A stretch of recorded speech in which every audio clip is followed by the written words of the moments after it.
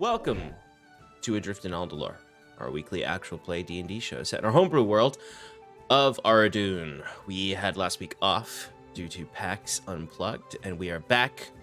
And I'm going to bring Shannon in to talk about some things. But before I do that, I'm going to say... You want to talk about... Ooh, I gotta look. Our music is licensed through Musicbed.com, and occasionally we use Ambience from Syrinscape and TabletopAudio.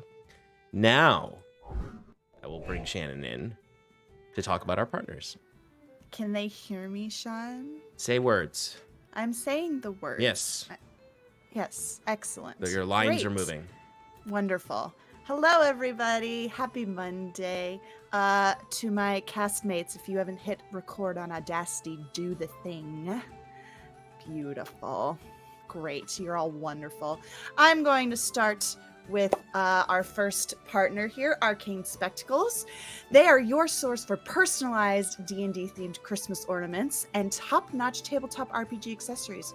With the ability to personalize their ornaments with your D&D party's names, you'll have a unique and memorable keepsake. They also offer dice, mugs, wood spell trackers, wood dice vaults, and more. Visit them at arcanespectacles.com. They've got some new designs this year, and they're pretty fucking cool, so go check them out. Next, we have Underground Oracle Publishing. They are a best-selling, Emmy-nominated TTRPG publisher building new and exciting settings for the cipher system of every genre that you can imagine. Each setting includes everything you need to explore its unique world, including lore, species, descriptors, foci, creatures, ciphers, artifacts, and all of the rules that you need to play. For as little as $3, you can join their Patreon and help shape each of the worlds that they create. Awesome stuff. They are constantly putting out content. So if you are not part of their world yet, go be part of their world. There's a Little Mermaid reference there, but I lost it. Next, we have Edward Yorke. Eddie Yorke is our character artist. He is an illustrator based in the UK who makes art for games and books. To visit his portfolio and get in contact with him, visit eyorke.com. Last but not least, we have 1985 Games. They create affordable, accessible, high-quality accessories for D&D and other tabletop role-playing games. Sean, you want to talk about the NPC cards? RPCs? The NPC. The I'm sorry, RPCs are great. I got distracted by one Michael person. Armpits? Yeah. Yeah. They're great. They got stuff in the back about the NPC and a picture for your reference. They're very cool. Buy them. Well done. Top-notch quality. Beautiful. Amazing. Yes, and if you would like to buy them, use the code ParadiceProd for 10% off your entire order. How much off? 10%, Sean? Oh my god. I know. It's amazing. Last couple of things here. We have weekly recaps that Sean writes for us that are a very efficient and just straight up wonderful way to get caught up on our current story. So if you have not yet joined us on Discord, do that. You can also join us in Paradice on Bluesky, Twitch, Twitter, YouTube, Instagram, and TikTok. The places, all of them. All the places. Let's play some D&D. Oh, that's what you want to do? Yeah, is that okay? Yeah. I kind of Welcome, ready. Oh, look, everybody else is on screen. I coughed. Can I talk now? I don't know, Michael. I don't know. Yeah. I was slinging some hilarious jokes. And and I'm calling him Michael, which means that he's in trouble. I appreciate timeout. You can't call me by my middle name because I don't have one. Oh, Do you really? My mom doesn't have a middle name either. Really? Michael, do you know what my middle name is? Michael. Do you have a middle name? It is Michael. Michael also doesn't have nipples, by the way. Well, let's start before this gets weird. Okay. My middle name's Alex. Yeah, which I'm really not fucks allowed things to up. talk. I think Alex, you are Percival's now in middle name timeout. was Jackknife. I'm a jackknife. So that means he's Alexander, right? Alexander. I'm Alexander. No, you're not. Alexander. Yeah, that's my Hamilton. middle name. Is it really? Yeah. You're all in timeout. Stefan, is your middle name Clayton? No, it's Paul. Actually, Shannon's middle name is Clayton. Damn it, Sean, that was a secret. All right. Mute yourselves, you rascals, while I tell you what happened 2 weeks ago. All right. Last we left off, Iron and Mana spent a lovely evening within the kitschy tavern house called the Hero's Scroll. An over-the-top gesture performer entertained the party much to Saskia's amusement. In the process, she declared the 6th of Inarum, the day, as her birthday. Jaquet objected, of course, given Sass's memory loss and the unlikeliness that this day is actually her birthday. But, never to turn down a gamble, a bet was struck. If they ever find out Sass's true birthday, then I don't remember what the bet was for. Oh, Saskia is going to leave Jaquet alone for the rest of time. And then I actually don't remember what Sass. I just recapped it last night. I know, but Sean. this is the only thing I don't remember is what Sass wins if she gets I it. get a gift, a very a glorious extravagant gift. Yes. Yes, from Yes. Jaquet. A glorious which I'm gift. gonna get because I'm right. 6th of Inarum is my birthday. Well, we'll see about that if you ever get your memories back. So yes, a bet was made if they ever find out Sass's true birthday. But as the jester left the party, Fiora Bendega, the people's bard, joined them to discuss the occupied mine in town. She admitted that she had communications with the Aradunai within the mine, but also admitted that she and their leader did not see eye to eye. The party asked her to barter a parley between them and the Aradunai, which she agreed to under the circumstances that she would be given the opportunity to bring the artifact within the mine to a safe and neutral location. The party agreed. The evening concluded with a surprise performance from Fiora, and she invited Jaquet to open for her on stage. He used this opportunity to ingratiate himself, but also to release a devastating diss track against a local citizen named Nathaniel that was kind of rude to him on their first day there. Fiora followed it up with a haunting song infused with magic about the wayward greed of the rich. The following day, the party set off their plan. Jaquet, Saskia, and Sal would meet with Dougal, the miner, to infiltrate the mine stealthily, as he's delivering goods to the occupiers. And Bruce, Fyrn, and Septimus would join Fiora's runner into the mines to parley with Aldhalor, the leader of the occupying Aradunai. When the parley team arrived in the mines, they found many cutters lounging around watching them. The gang is known for their brutality and tendency towards scorched earth revenge. But they eventually met with the Aradunai as well. Aldhalor met with them with a young plate-armored knight and a dragonborn sorcerer at his side. He agreed to show them the artifact, but a formal negotiation had not begun. As they walked and handed over their weapons, Bruce noticed another figure hiding in the dark, a woman with 2 long blades and a creepy leather bunny mask, a bunny head-shaped leather helmet. She followed them quietly and creepily as they followed Aldhalor to the main chamber. As you continued, you learned more about Aldhalor's beliefs. The almond folk of the world deserve retributive punishment for the treatment of the spirits and the elemental forces. He believes a great spirit resides within the artifact, and that it must be released at all costs. Septimus feigned his former faith in the spirits to hopefully impart some trust in negotiations, saying that he at one time, or did currently worship Eyeless, the storm god, the old man in the sky, as he's called. Though Aldhalor expresses the confidence of what one might call a cult leader, the rest of the Aradunai seemed skittish, and one could argue in over their heads. The Cutters, on the other hand, looked eager for a fight, bored even.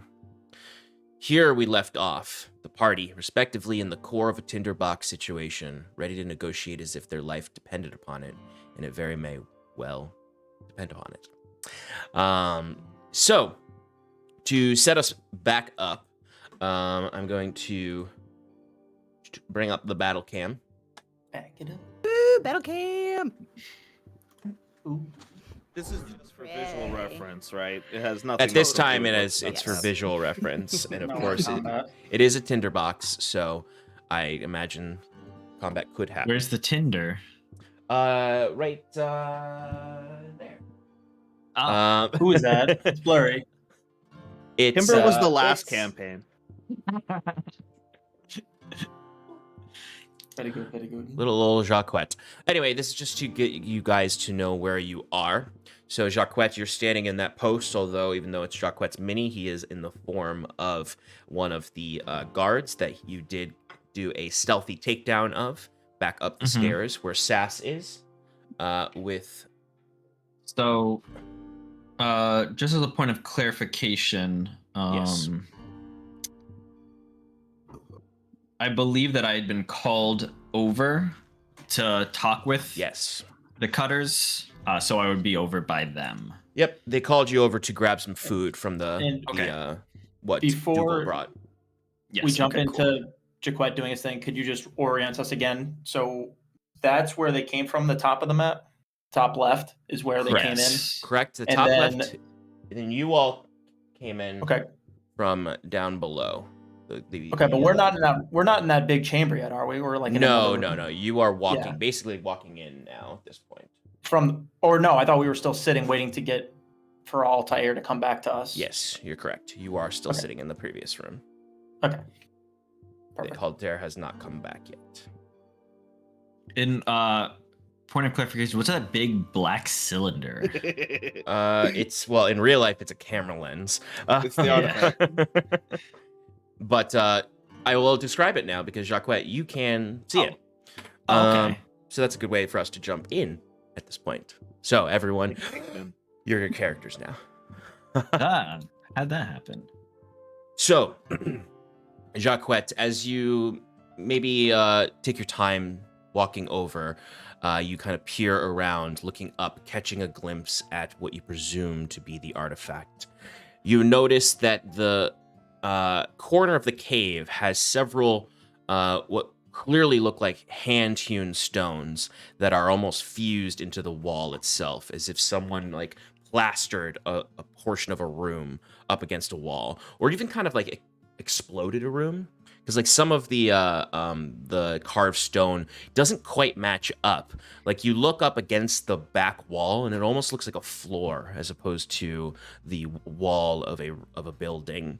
The stairs themselves curve up, but they curve up kind of in a way that looks like they were stretched to curve, that they originally may not have been curved steps but straight steps.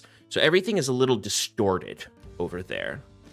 And you can see up there this pitch black cylinder reflecting torchlight from throughout the cave that you immediately, upon looking at, would start to feel its presence. There would be a gnawing, almost buzzing sound in the back of your ears that you start to notice as you're staring at it.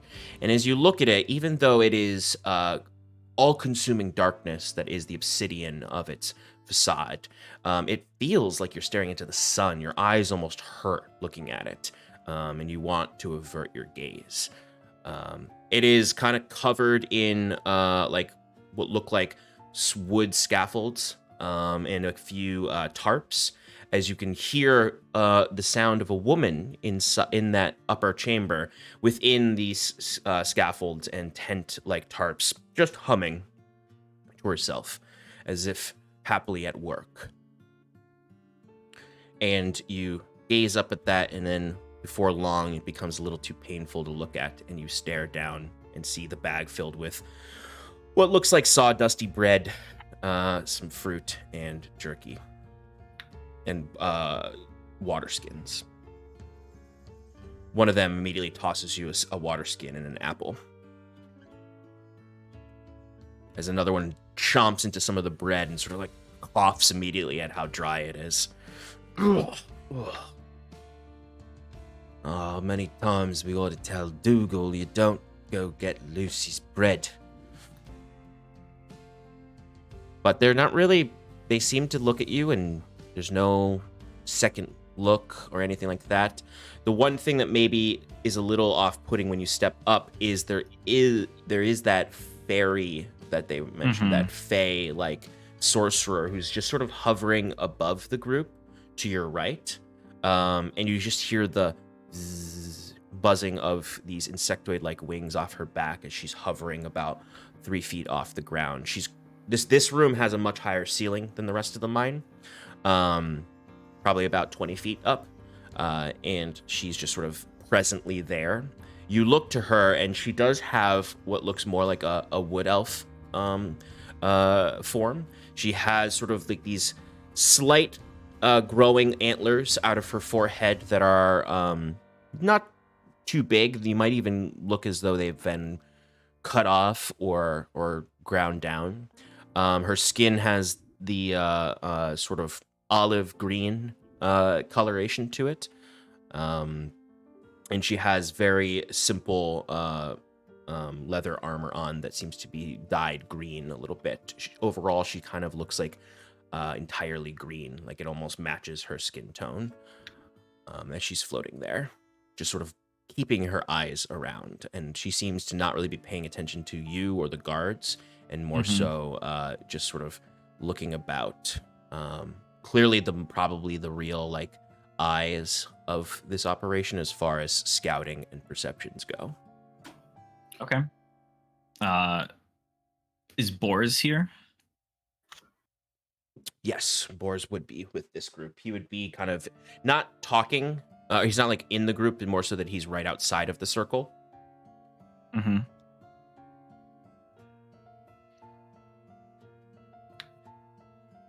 As you can see, he has probably the nicest armor of anyone here. Yeah. To your kind of regal point of view, your poshness, it's not nice armor. It's just the heaviest armor here. As he does have pauldrons and a breastplate. The biggest thing is that he has a mace at his waist and a large greatsword on his back. And he is completely bald on his head. Sort of a scruffy but short beard. And he's just sort of watching the cutters, making sure they're getting food, and just sort of holding his own loaf of bread and taking small pieces off and eating it. As he's looking back, because he can hear Altair coming. As you would also notice Altair walking by. Trying to get up towards Boars and like not like I'm trying to like, have a side conversation with him that looks kind of natural, but also keep my voice low, using the voice of that guard that I can mimic with my cool feature. Jaquet will say, "Oh, hey boss, just wanted to mention something to you." He says, leaning in. I guess he didn't feel comfortable saying it around, and he just kind of like jerks his head back a little. But Dougal mentioned there's some adventurers in town, hired by the investors. Word is they're friendly with the Aradunai, but haven't made any contact with us. Just thought you might want to keep an eye out for them. You see Boris kind of never like makes eye contact with you. And the two of you are kind of like just like standing next to each other, almost like people having a clandestine meeting where they might just like sit at the same bench and be next to each other but never make eye contact as you say all this.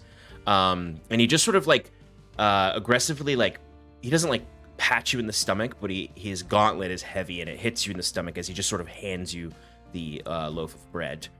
And sort of gets himself, sort of stands up straight, and then finally looks to Altair walking by, and maybe you even follow his gaze and see Altair walking towards the artifact. And then he looks to you and says, very hushed, as you can kind of see he's also like, his eyes dart up briefly to the fairy. Yeah. Altair says that he's parlaying with them. Keep your eyes peeled. This job's not done yet.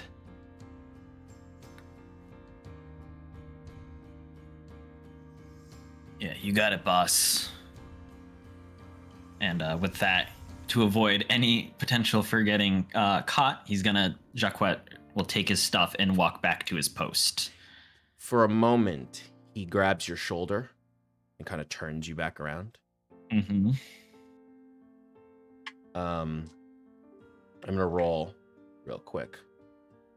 See if he if notices. If there's anything you want to the do DC to try would to be 15, Perfect. because it would be like investigating against my spell save. Okay. But I don't think Jaquet would try to do anything to outwardly act like he's at ease. He's ill at ease. Yeah. Whatever. So, perhaps when this happens, maybe some panic goes into you or your stomach drops, but you maintain your composure, and Boris does not appear to notice his hands slightly go through the armor of the supposed cutter guard. But he kind of just like turns you around and just says one last thing to you before you walk off. Be ready for a fight. Jaquet just kind of nods and walks back. As you're walking back, you would see Altair ascending the steps and having a conversation with the woman up there. Can yeah. As soon as I don't know if I can see from where I am, but So real quick, to give you clarification there, where there is that opening up there is you can see into the chamber from there. Okay. All right. So then when I noticed Jaquet / this soldier goes and is distracting the other soldiers, I would like to descend those stairs and start making my way to the artifact room. Okay, give me a stealth check with advantage because you're invisible. Uh-huh. 1. I rolled the same thing twice, 24. 24, nice. Okay, you feel fairly confident that you're not making too much noise to be noticed. Okay. And I'm eavesdropping first, and then if there's if people leave the chamber, I have other things I want to do, but I'm eavesdropping first. Okay, so you're heading towards the artifact to listen to what's going on there? Mm-hmm. Okay, great. And this is while Jaquet is over there with the others. Okay, so then I would say you would kind of like get to the bottom of the stairs and Altair would walk past you.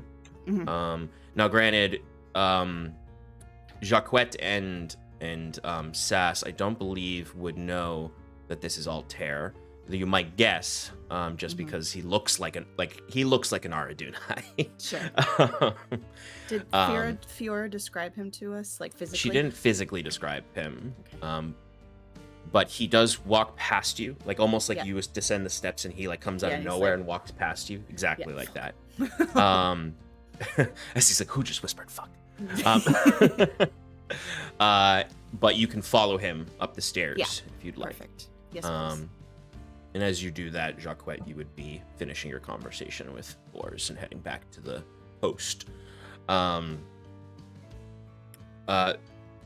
So when you follow him, he ascends these steps, these sort of warped steps, and you get up there, and you see the artifact now, or at least the container of what they believe is an artifact. And you feel those same feelings that Jaquet. You have a buzzing in your head, and it's not, it's almost like at first you think it's the wings of the Fey elf, but then it just sort of like stays in your head, and the further away you get, and the closer you get to the pillar or the column. And again, when you look at it, the darkness feels like the way it would feel looking into the sun. It is oppressive. It hurts your eyes. You feel almost like a cluster headache behind your eyes as you are staring at it, and you want to avert your eyes. Altair, as you follow him, has this reverence towards it as he steps in, and you can see he even does a bow to the cylinder, as you would hear just a very pleasant humming coming from the rafters and tarps all around it, as Altair would say. "We have visitors, Professor." And you would hear a rope tug, and suddenly the rope a rope descends from within the scaffolding, as you would see this little old woman sort of like latched into this pulley system that she uses to pull herself up to investigate this thing. She is wearing this like very bright yellow polka dotted dress, with this like but with big leather gloves on, and she does have these sort of like goggles that she has on that make her eyes look really, really, really big, and they're really, really, really green. They look like two big Granny Smith apples, with these goggles on, with her hair pulled up into a messy bun of this grayed, like hair that once was a vivacious auburn, but now has dulled with age, and a face filled with wrinkles, showing her age and experience, to the point where she has kind of like these almost jowls on the side that come down over her chin and neck, or chin jawline. But she sort of smiles. This is not. She does not look like someone in distress. She's either not feeling the oppressive force of the cylinder, or and also not feeling the oppression of the fact that she is a kidnapped person. But she unhooks herself and jumps down with these thick leather boots that hit the ground, and comes over and takes these gloves off and sort of slaps them to get the dust off, takes the goggles off, and the eyes shrink down. She's, "Oh, visitors, you say? I just got started working." And he looks at her. "I would prefer if you took a break. I don't necessarily want them questioning you just yet. So, take a moment and get some food down below." And she smiles at him. He goes, "Not gonna say no to a snack." She shoves the gloves in this belt that is also kind of wrapped around the polka dotted dress that looks like it has several tools on it. And she has tied to this belt is on a rope a small journal or a notebook to take notes in that she keeps on the belt as well. Does this seem like her normal personality, or does this seem like there's some sort of magic that she might be under? Give me an insight check. Thank you. 16. Okay, great. Doesn't seem charmed by any means. There's no signs of magic on her that would be charmed, no glaze in the eyes. Charmed people tend to be noticeably charmed, unless it's like a very significantly powerful spell, which these Aradunai don't seem capable of. And based on her appearance and attitude, it matches the home that you found. Okay. Great. She walks past, and I'm just gonna do a quick. She does not notice you as she walks past, even though she comes very close to you since you're at the top of the stairs. But she just keeps humming to herself and heading down. And when she gets down, she seems to start talking to the cutter guards and like asking them questions. And Jaquet, you would notice this too now that she's in the main room, as she's just sort of like, "Oh, how are you doing, Harold? Tough day, right? Miss your family? Oh, yes, I bet. Me too. She's just a very pleasant woman that seems to want to know every person she meets. But in the moment that you're up there alone with Altair, he does like stay up there for a moment, and he creeps up to the artifact container and puts a hand on it. and sort of like upward and looking up at it reverently, as his hand just sort of caresses some of the. Now you can kind of see when he touches it these divots in it, where there's this thin gold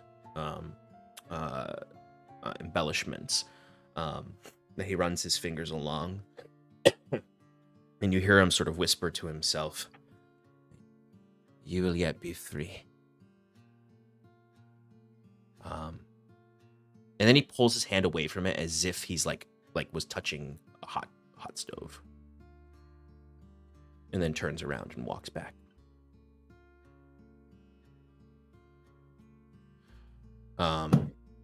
Jaquet, he just sort of stares at you as he walks by.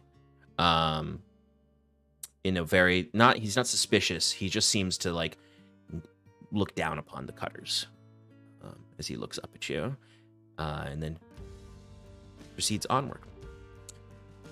Before he gets to the next room to bring our friends in, you three are in that room with 3 cutters kind of across the room on the opposite side.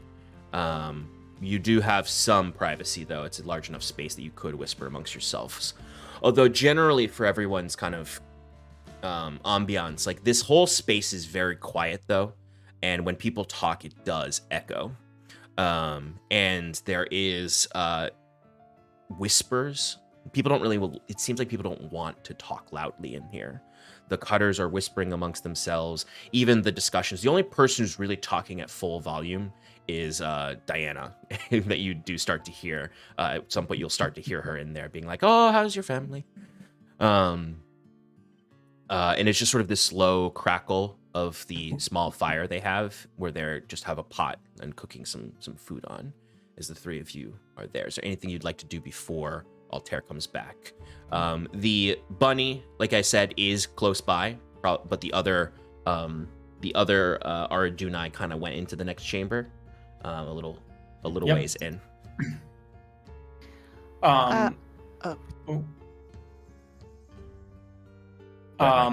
When Altair leaves, Mhm. and we're kind of left in this position when we're by ourselves, I'll lean into Fyrn and Bruce and be like, "I really don't know how to feel about our stalker friend. I think maybe one of us should try to approach her." No way I'm doing it. She's terrifying. I suppose I'll talk to her if you want me to. Yeah, just feel her out. See if she's willing to just talk or what she's like. Fyrn immediately looks back to the shadows, where he thinks she is, because I think I got, from a perception check, a brief view of her back there. And I just look into the darkness and I say, "We know you're in there. Why don't you come sit by the fire?" How about you, not bring her over here? I grab some of the food that's at, whatever is cooking at the fire, and I stand up and I'm like holding it out. So as you grab the whatever's cooking the fire, you pick it up and notice that it is a rat on a stick. Do bunnies eat rats?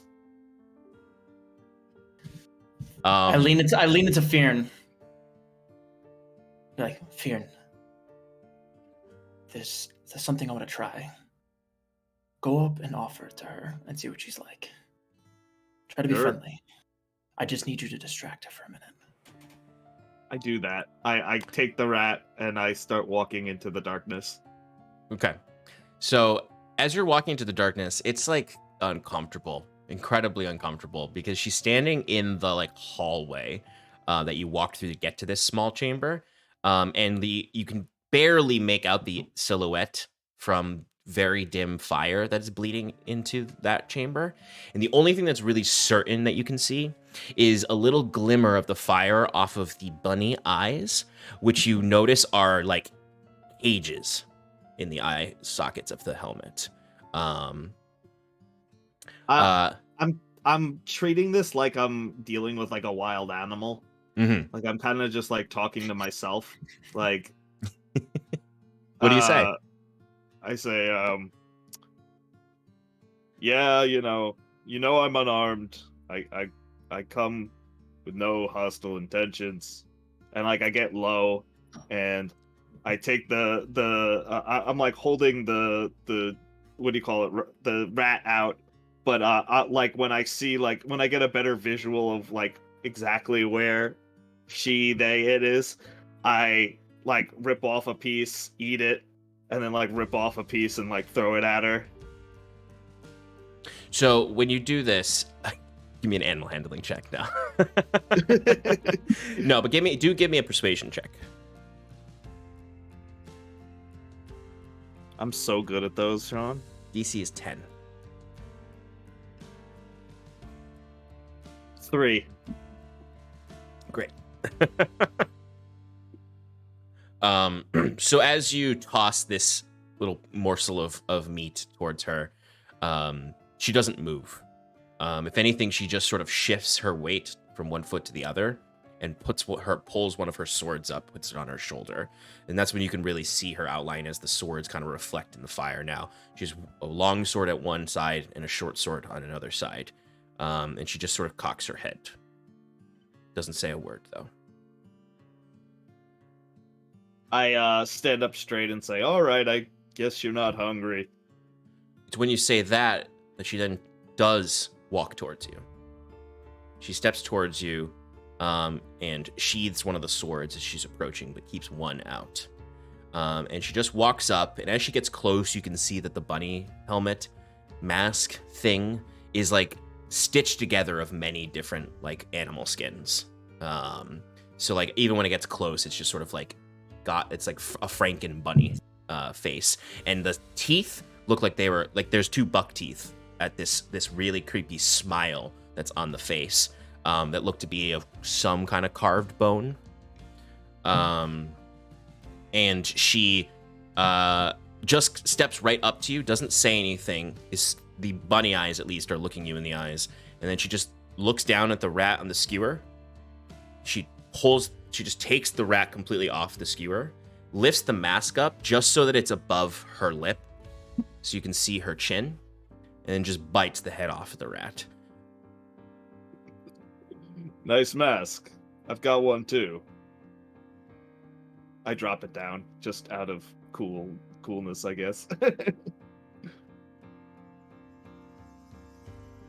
As you do that, she does kind of there does seem to be like it's hard to read someone who wears a mask, but she's not immediately walking away. You just hear her chewing on the rat head and hear kind of like the bones cracking. I also keep my mask like half on, and I just like silently eat with her. So yeah, Mike, for your purposes, Septimus, you do see they are silently eating a rat together. She does seem to be somewhat distracted. Talking somewhat? Or Fyrn's Fyrn trying is to talking talk at her. If Fyrn's talking at her, that's all I really care about. Yeah, If he's Fyrn's just like, talking at her. Oh yeah, I've never really been to the Aldhalor Islands. But she seems momentarily distracted. When I see that for a second, I'll lean into Bruce, and I'll just say to him, just play along with this conversation, like you're interested. Right. And then, I don't know if this would be a role, but I would like to now speak at a volume that the cutters could probably hear me, but I think I'm being discreet. Okay, so you're speaking loud enough for them to hear, but trying to make it seem like you're not trying. You're trying to be subtle. Yes. Okay, I would say a performance check would work there. You ever pillage a village before? God damn. She's just. I mean, she I takes would another bite be off the rat. helping with this. Yes, you did ask Bruce to help you, so I will give you advantage. Thank you. That's very nice of you. 19. What was it? A 19. Nice. What was your first roll? Just because I want to know. That was a 4. It was a 4. So you hear Fyrn just sort of talking up the bunny, and she's not responding to anything he says. She's just continuing to eat this rat, but seems to be listening to him. You would, before you even start talking in this tone, you would hear the cutters like laughing and snickering a little bit and looking over at Fyrn and the bunny. But what do you say? Man, I tell you, this is going to be quite an easy paycheck. I mean, the deal that we're offering the Aradunai here is, it's too good to pass up. Right? Yeah, it's incredible. 20% stake in the mine, just to hand over the artifact. It's incredible. How could we not? They have played this so well, if you ask me. They knew what they had. The cutters don't know what they have.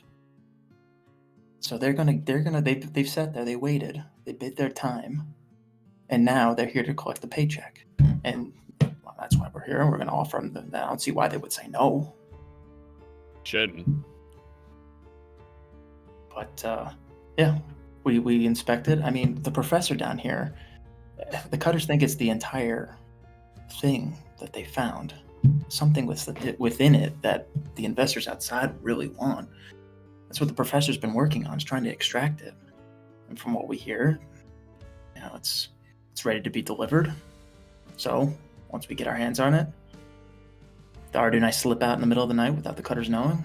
They get their cut, and I don't know what happens. I don't know what happens from there, but I mean, that's all we came to do, is just offer that information. I mean, if they knew what they had here, maybe, who knows? Maybe our boss would offer the same thing. But they're at desperate ends to get this thing, and they're willing to pay.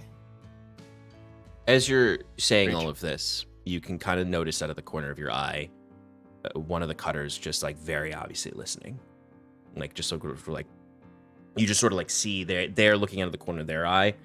They think they're being subtle in the way they're looking over at you, but they are you have succeeded in spreading this rumor. Okay. As you're like kind of like quieting the conversation down, that cutter does kind of like lean over and whisper to the others, and you hear them whispering amongst themselves. And that cutter does stand up and walk away into the next room. I won't take I'll like side eye, but like I won't turn my head and like act like, oh shit, what have we done? Yeah. Okay. I was act like I'm just like, he's getting up to get some food or something. Mm-hmm. And like man, they're taking quite a while. I thought they'd be back by now. Yeah, I wonder what they're doing. Wonder if Professor Nettle's all right too. She should be fine. I think that's when you hear from the next room the sounds of a very happy old woman asking a gangster about his family. So they've got this thing called Fight Night.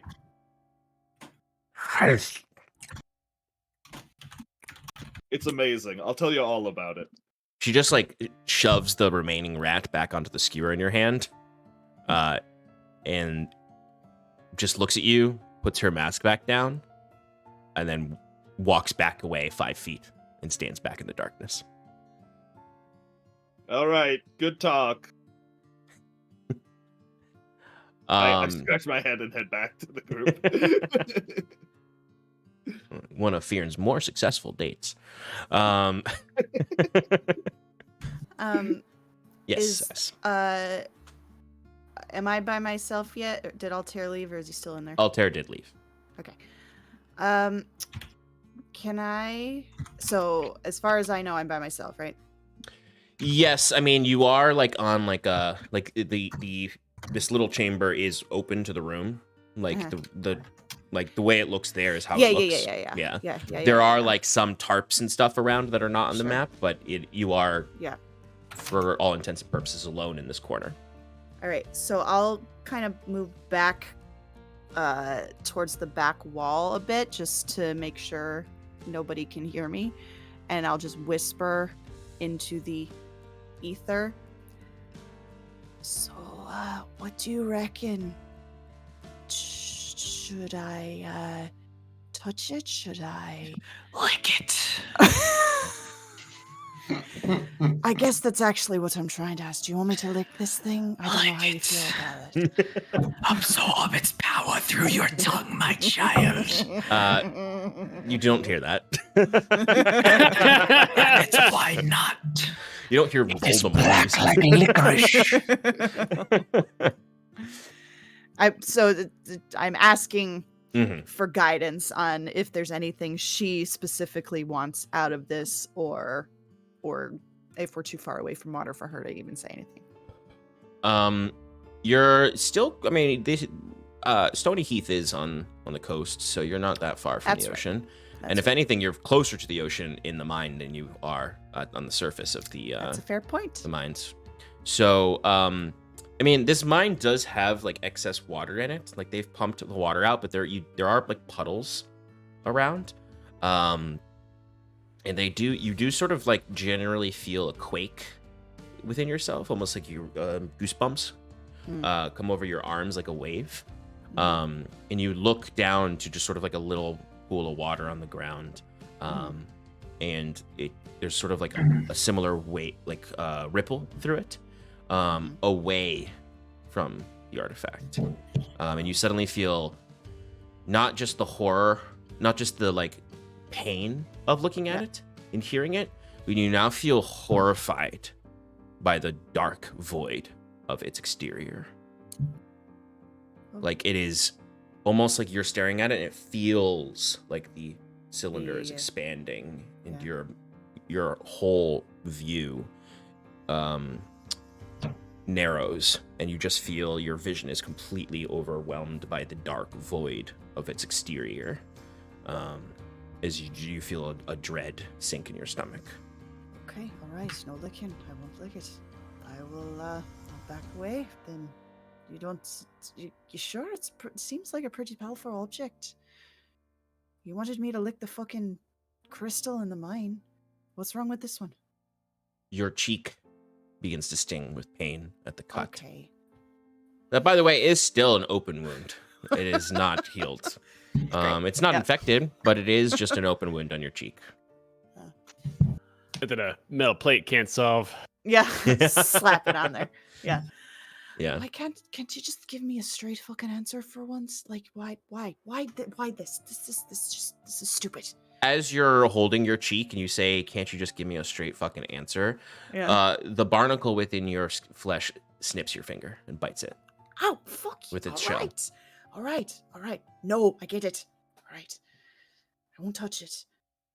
Fucking hell. Your finger's bleeding. And you watch a drop of it come off of your finger and just into the puddle. And there's noticeable blood in the puddle. Why? What? Are you a fucking vampire now? What is this? What I'm referencing is that you are invisible once the blood but the leaves blood is you. not. It is not invisible. Yeah. It took me a second to get there, but I got there. I got there. Look what you fucking did. You're gonna fucking get. Only takes a couple fuck. seconds though before it dissipates enough to not be noticeable. All right. Point taken. I'll leave it alone. If you change your mind, just let me know. I don't know. All right. I'll go position myself at the top of those stairs, so I'm kind of Okay. like halfway in, halfway out.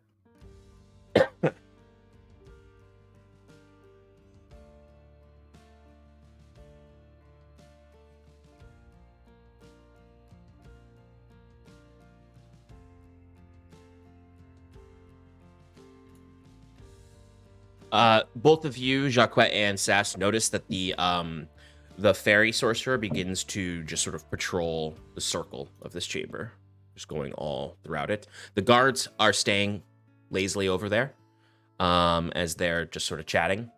As you would see a guard kind of run up to Bors and begin talking to him. Mhm.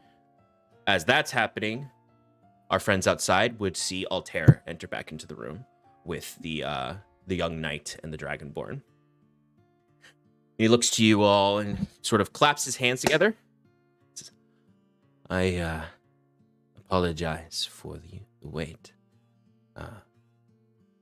Are you ready to look at the artifact? Yes. Yeah, I think we are. Absolutely. We're quite eager to see exactly what we're dealing with. Fyrn, Fyrn! come on. Yeah, I'm here. Let's And get I'm this over with. interested in hearing what your offers are, given the parlay you've requested. But first, we'll show you what we have found. Or what they have found. Are This is the other kinda- cutters in the chamber too? Yes. Okay. Steph. When they enter this chamber, so if something happens before then, let me know. But Sure. Jaquet would sneakily take out his little horn of silent alarm and just give a little toot. Okay. Is What was the code from Got last it. session? I got it. was I got 2 it. I weeks got ago. it. I got it. I think One he's toot. just 1 toot means come and find us. We're in trouble. 2 toots means we're in position. 3 toots means run away. How many did you do? What? Jaquet did one because he didn't care what Fyrn said. He's just doing one as like a, hey, we're in position. That wasn't up. That was 2. Jaquet doesn't care. Jaquet was not listening. I did not write it down specifically because I didn't want to do it right. So- Jaquet would have been like, I don't remember. I'm toot. We're in position. Come on. So you all hear what does 1 toot mean again? It means means It means Come we're help, in come help. trouble. Come means find come us. find us. We're in trouble. yeah. So you all hear 1 toot as Altair leads you into the space.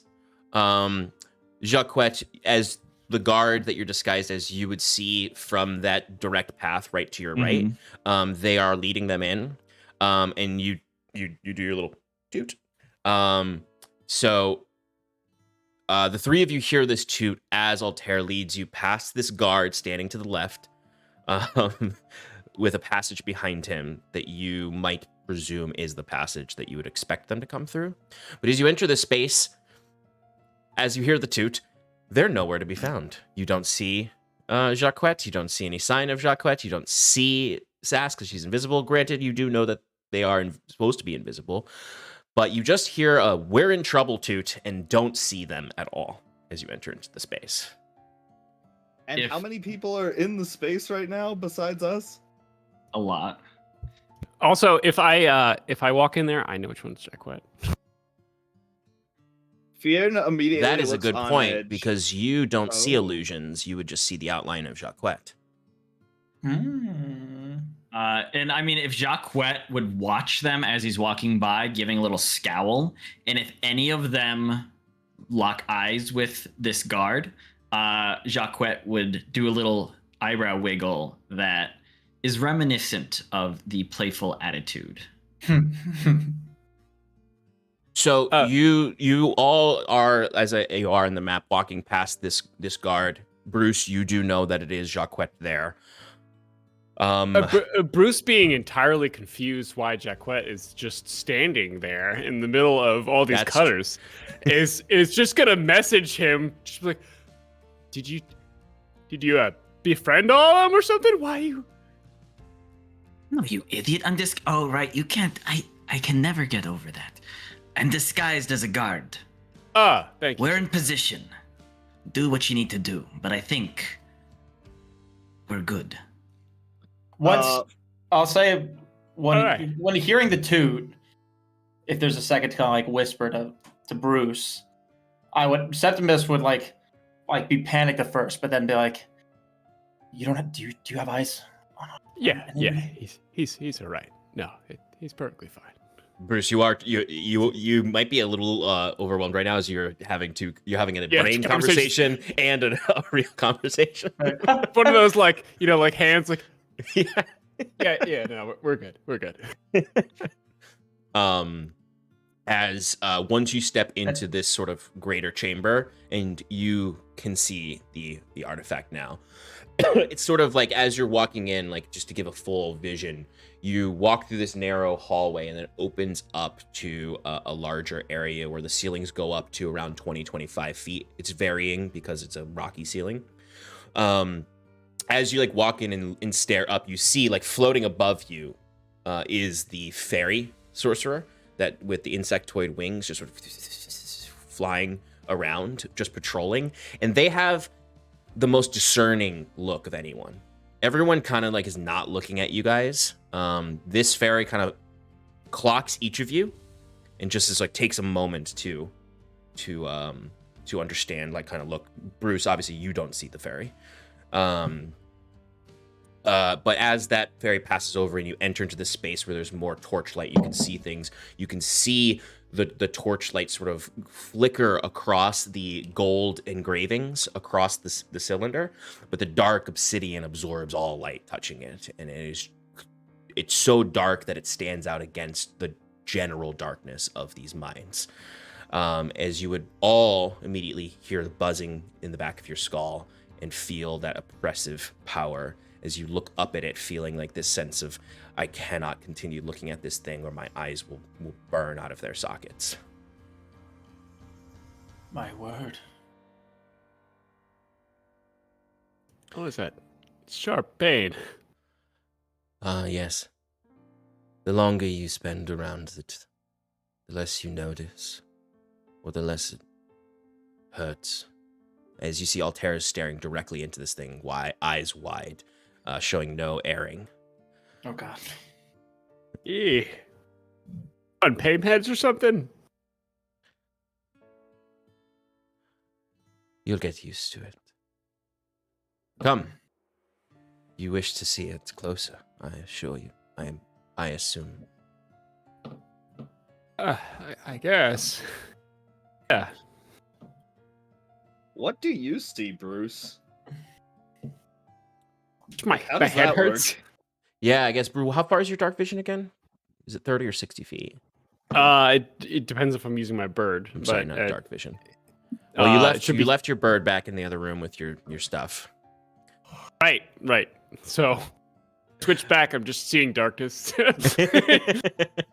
Also, I probably should have mentioned this too, but Sure. I probably would have relayed to my bird. I'm out of the distance now, but like to follow along the ceiling. Sure, yeah, absolutely.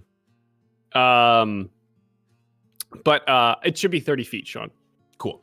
All right, I just wanted to... Tremor sense. Yeah, I would say, so it's like once you get closer to the base of the steps is when you would finally be able to see the cylindrical large structure. Okay. About...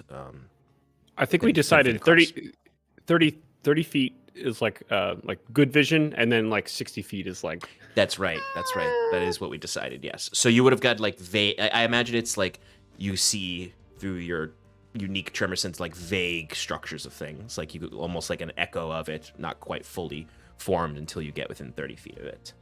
Yes, yeah. But Altair kind of takes a step up onto the warped stairs and says, "Right this way, gentlemen." Right. Septimus has got his gaze fixed on as much as he can before taking a break and then like putting back on it. I start asking questions like, is this where you found it? Like, I have my mask on, so I'm like kind of using it kind of like as a screen, so I don't have to look at the object directly. But I'm like kind of just staring at the back of Altair's head and like asking as we keep walking. Yeah, and it's interesting because the closer you all get it, and Sass, you would have felt this as well even before you felt that really ominous presence. When you get closer to it, like your vision sort of tunnels. You feel much more claustrophobic the closer you get to it. You are much more aware that you're underground when you get closer to it. It almost feels like, especially for Fyrn because he's actually wearing a mask, but it almost feels like everyone is like in like a gas mask, and there's that claustrophobia of just being within a mask that's too tight. while you're staring at something. So each step that you go up, you feel that sense of gravity almost. Like there's like a shortness of breath. Exactly. Yes. Shortness of breath. You can almost hear yourself breathing in your head, and you're just sort of like following Aldhalor, though, who is walking with no trouble up to it, up these steps that are warped. And this is where you all would get closer looks at the way the stone looks like it's just all been phased here. Different. It's almost like that the painting of all the stairs that don't quite make sense. Where all Escher. of these Escher, thank you. Where it's like an Escher painting where these pieces of stone don't necessarily fit into a normal room. As Bruce, you would also see Sass there. I Okay. literally just asked him that in our chat. As you all are ascending the steps to get closer. And Bruce would probably also ping her, and just be like, "Hey, what are you doing here?" I'm just on the lookout. Just waiting. Does Trying this to look be seen. familiar to you,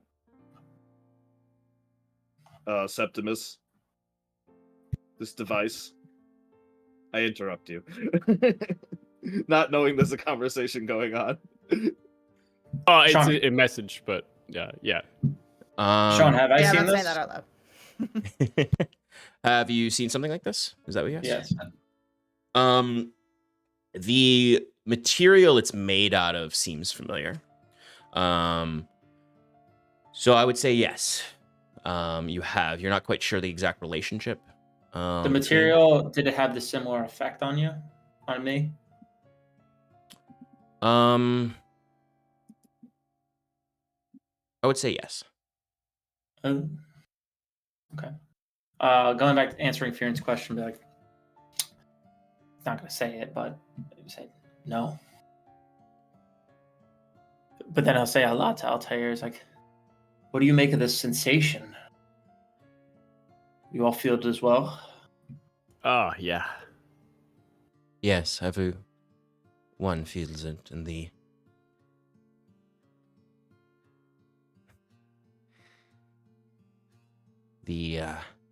miners expressed similar feelings before we returned them to the surface. The cutters feel the same thing. Whatever's inside. Oh, it's calling, I think. Calling. Be released. Exerting pressure on the world around it.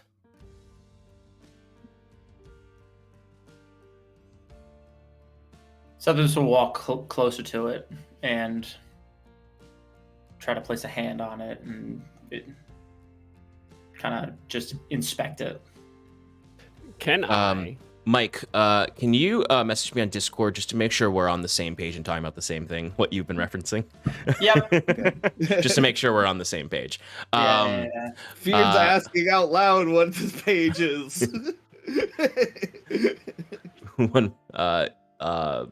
Alex, what were you gonna ask? I was wondering if I can use a spell slot and cast Identify on this. Ooh. Ooh. Ooh. Wow. Oh, yeah.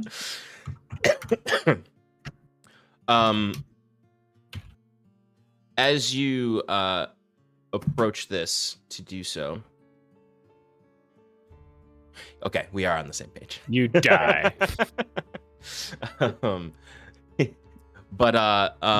You approach this to cast Identify, and Altair would sort of step forward as you both step forward closer to it. Is there a particular sort of investigation you're making here? I'm sorry, I missed that. I was too distracted. What did you say? This is so You fun. appear to be reaching for spell components.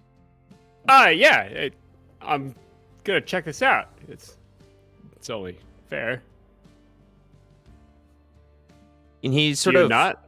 he looks at you and then nods, like he hesitates, but then he nods to you to proceed. So yeah, go ahead and use that spell slot to cast Identify. The second you cast Identify on it, Bruce, you experience that same feeling that Sass felt.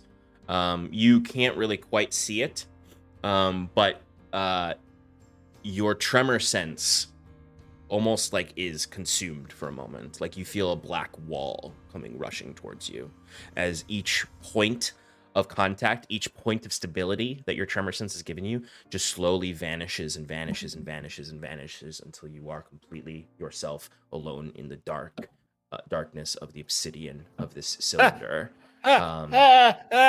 He's gonna like be reaching out, like trying to grab somebody. Maybe Fyrn or Septimus, whoever's closest by. Fyrn is gonna grab him, and as he does, he casts Protection from Good and Evil on Bruce. And what does that protect you against? It protects you against aberrations, celestials, elementals, fae, fiends, and undead. And wasn't there like an extra thing? I think it was aberrations. Aberrations is what I've added to it since I just used too many aberrations. Although I haven't used any of this campaign yet, I think. Maybe I overused them last campaign. Maybe. Decided to. Maybe. Or maybe they're all dead with the Paladin King. Hey! We'll never know. Anyway, but okay, so as you cast that on Bruce, before he cast that on you, you'd feel a piercing pain in your brain. As that darkness almost becomes a flashing image that is almost indiscernible. It's just shapes, colors, not colors, all black and white, sort of just shapes amalgamating together, starting to form a visual before Fyrn casts this Protection from Good and Evil on you, and suddenly it sort of just fades and you feel your tremor sense return. As all you get from the Identify spell is that this thing is completely alien to this world. I have no clue what the hell this is. What do you make of it, Bruce? Nothing? Well, when I try to cast Identify on it, reduce my vision to... Thank you, Fyrn. Also, appreciate that. I don't know. I don't have an assessment. It's completely alien to anything I've ever seen before.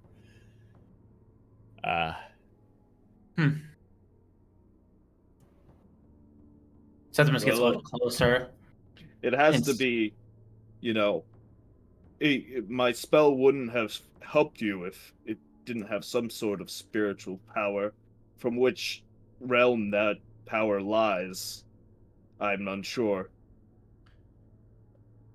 Bruce, you still feel lingering effects. Like the Protection from Good and Evil spell didn't fully work, it feels. It almost like it was a band-aid that now won't stay on. And keeps coming off as your... So for the duration of the Protection of Good and Evil, it's like almost like peeling off, is what you're trying to say? Exactly. Okay. Yeah, and you can't quite tell if it's because whatever is affecting you is wiggling its way in through the spell, or if the spell is not attaching properly to the thing. It's abjurative magic is not just, it's slowly not working. Like it's just losing its effects. It's diluting. And so is my vision once again starting to fade back? Yes. It's almost like terrifying for you because you see it in like these very, very geometric terms of just like these geometric shapes, just like slowly shaking and closing in like walls around you. Bruce at this point is just going to look at everybody. Don't cast a spell on it, and he's going to back up away from it. And he's going to take his goggles off, like just freaking out, and probably fall on the floor on his butt. Just... Yeah, and as you fall on the floor on your butt with your like blurred vision, that is your normal vision, like it's almost like no matter where you look out of the corner of your eye, you can see the cylinder. Guys, Bruce. don't do that. Don't do that. Calm down. Calm him down, Fyrn. What are you seeing? Just a fucking cylinder. Well, yeah, no shit. Septimus looking. I don't know what you're sorceress trying to cast make me identify do. on its first day we were in here. You feel its presence. I do, yeah. If that's what its presence is, I mean, it's a giant cylinder. That's what I saw initially, and now it's just right in front of me. Your It's source. the couldn't spirit give us a within heads reaching up? out to you. The spirit within has touched you now. I don't know if I like it reaching out to me. Your sorceress, the one over there, kind of like gesturing to the woman that's been following us. The bunny? Yeah. He shakes his head. No. And nods towards the dragonborn. And then Okay. up towards the fairy that flies by. Hmm. The two who have looked the most anxious of everyone Yeah. within the Aradunai. Absolutely. Oh yeah. What does Professor Nettle make of this? Speaking of which, where is Professor Nettle? He We were nods his head. also He nods his head Looking to make over. sure if they're safe. As you say, looking to make sure she's safe, he nods his head and points over towards her, and you see her just start laughing her ass off and slapping her knee as she's sort of like holding the arm of one of the cutter guards as she's laughing. Ooh! And she squeezes his arm. Oh, you're very strong. You're very strong. As she sort of downs a cup of water, and does like look back at you, and like you make eye contact with her for a moment, and she sees sort of the seriousness on all your faces, and her smile does fade. Turning back to Altair, it's like looking back to him, waiting for him to answer the first question of what does she make of this? Well, she's been studying it day and night. Can't tell if she's more interested in the engravings or the spirit inside. But she believes there's something inside. She does not share the exact vision we have. But there's a presence in there.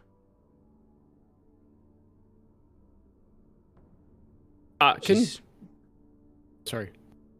And he just sort of glazily, his eyes, not glaze over, but he just sort of lazily, his eyes move and just stare towards the cylinder. She keeps copious notes. Septimus walks towards the cylinder, and puts a hand up to it. Is it actually burning? It's not burning. It's more like the way that something incredibly cold feels like it's burning. Oh, jeez. Okay, so he'll put it there for however long he needs to pull his hand back. And he'll study it and he'll look. And you feel the burning cold sensation travel up your arm. And then slowly over your shoulder. And then you can feel a jerk as your arm in the backpack shifts in a way that you did not make it do. Almost as if the mechanical part recoils like a reflex test. Reaching back from touching it with the same hand, Septimus would just cast Sacred Flame into like his hand, and then kind of like hold it up and see if there's like some sort of connection that he can feel. He's really just kind of like feeling this out. He's not going to cast Identify, but he's just going to go through a slew of like clerical,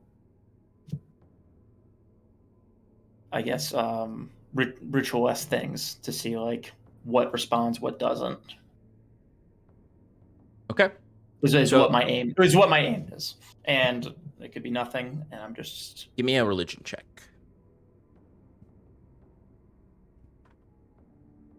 19. So as you sort of channel the sacred flame into your hand, and Kind of like wave, like I guess like holding it up and like wave it like across. as you wave it See if there's across, like a pole or anything. absolutely.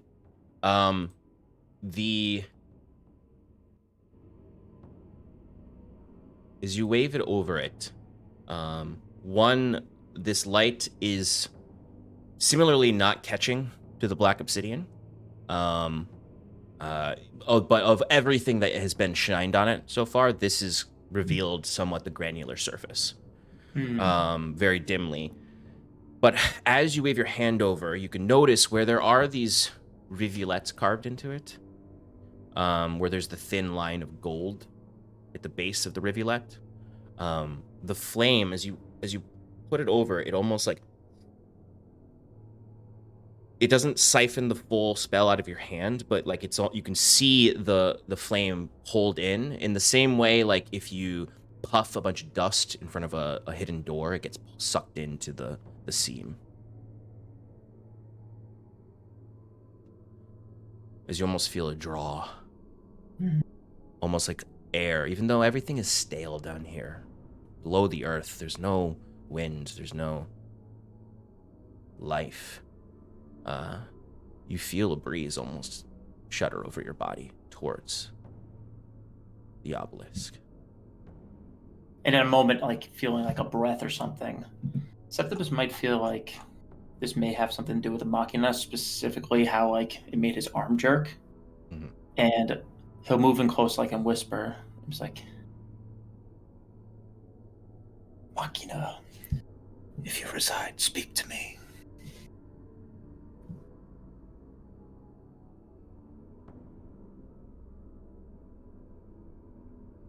Do you touch it again? With the sacred flame, yes. With the sacred flame hand? He would be compelled to, yes. Okay. He's too curious just to not. Your hand touches it, and you feel almost like not a suction, but like a magnetism. As your hand almost, like it's stuck to it, it feels. Not that you're like desperately pulling it away, it's just you feel like you feel the force. Yeah. With enough force, it's not trapped there. It's just magnetized to it. And you can see the sacred flame is leached from your hand, and all of the engravings light up with the dimmest of lights, as if that one like torch-sized sacred flame's light is spread amongst all the rivulets. Does it say anything? Or is it just runes? It's not comprehensible to you. Mm-hmm. It is just runes that are like woven across this thing. In a lot of ways similar to Sal, but more alien than Sal's runes, which are more ordered. And you start to feel similar effects that Bruce and Sass felt, except you're not as afraid in that moment as they were. It doesn't feel to you like a ravenous void, but it is. It's like you're both feeling the same force, but to you it is calming in a way, as you're staring into this void. The rest of you looking at Septimus would see him just utterly concentrated on this thing with his hand to it. Fyrn, Sass, me, and maybe not so much Fyrn. Sass, what are you focusing on here? The room or them? That's a good question. What's the thing in my face doing? Oh, it is calmed down since you moved away from it. Okay. Yeah, you still feel her presence there. Yeah. But she is not influencing you much. You do still feel a fear of the obelisk. So then, in that case, I think I would be aware. I know my friends are there, but I think I would be watching Septimus and the artifact in particular. Okay. Jaquet. What are you focusing on? Situational awareness. Everything else. What's going on? Who's doing what? I can't help but notice as a player that some new individuals have entered the playing field. Jaquet, everyone else is focused up there. You know they are. Mm-hmm. I guess you don't know where Sass is right now, but you figure she's entered the room in some way. You 100% notice that the cutters are filling this room up. They're just slowly coming in. And a few of them have looked to you and given you nervous nods. Yeah, and Jaquet's gonna share them, and like I think you said I had a spear or something, and he'd actually taken the spear from the guard, and so like he kind of grips it tighter, and just like gives a kind of shaky nod as well, and looks pointedly at the Aradunai and then the nefarious adventurers. And the knight and the dragonborn have like turned around now. They were looking up the steps watching the new adventures, but now they've kind of looking around nervously to the cutters all around. And sorry, the wood elf? The wood elf is you would notice is kind of like staying really high up against the ceiling, and is now kind of no longer looking at your party members, looking through the cutters now. And the room is very tense. Right. And what's Boars doing? Boars is still on the opposite side of the room.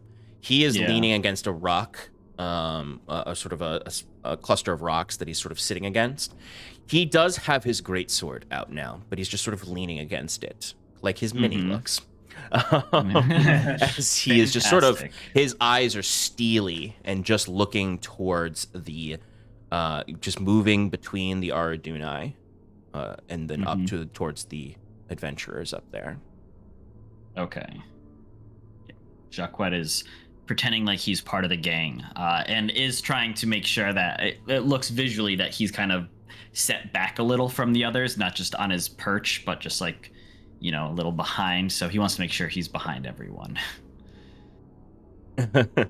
Behind the cutters. The cutters, yeah, that's what I figured.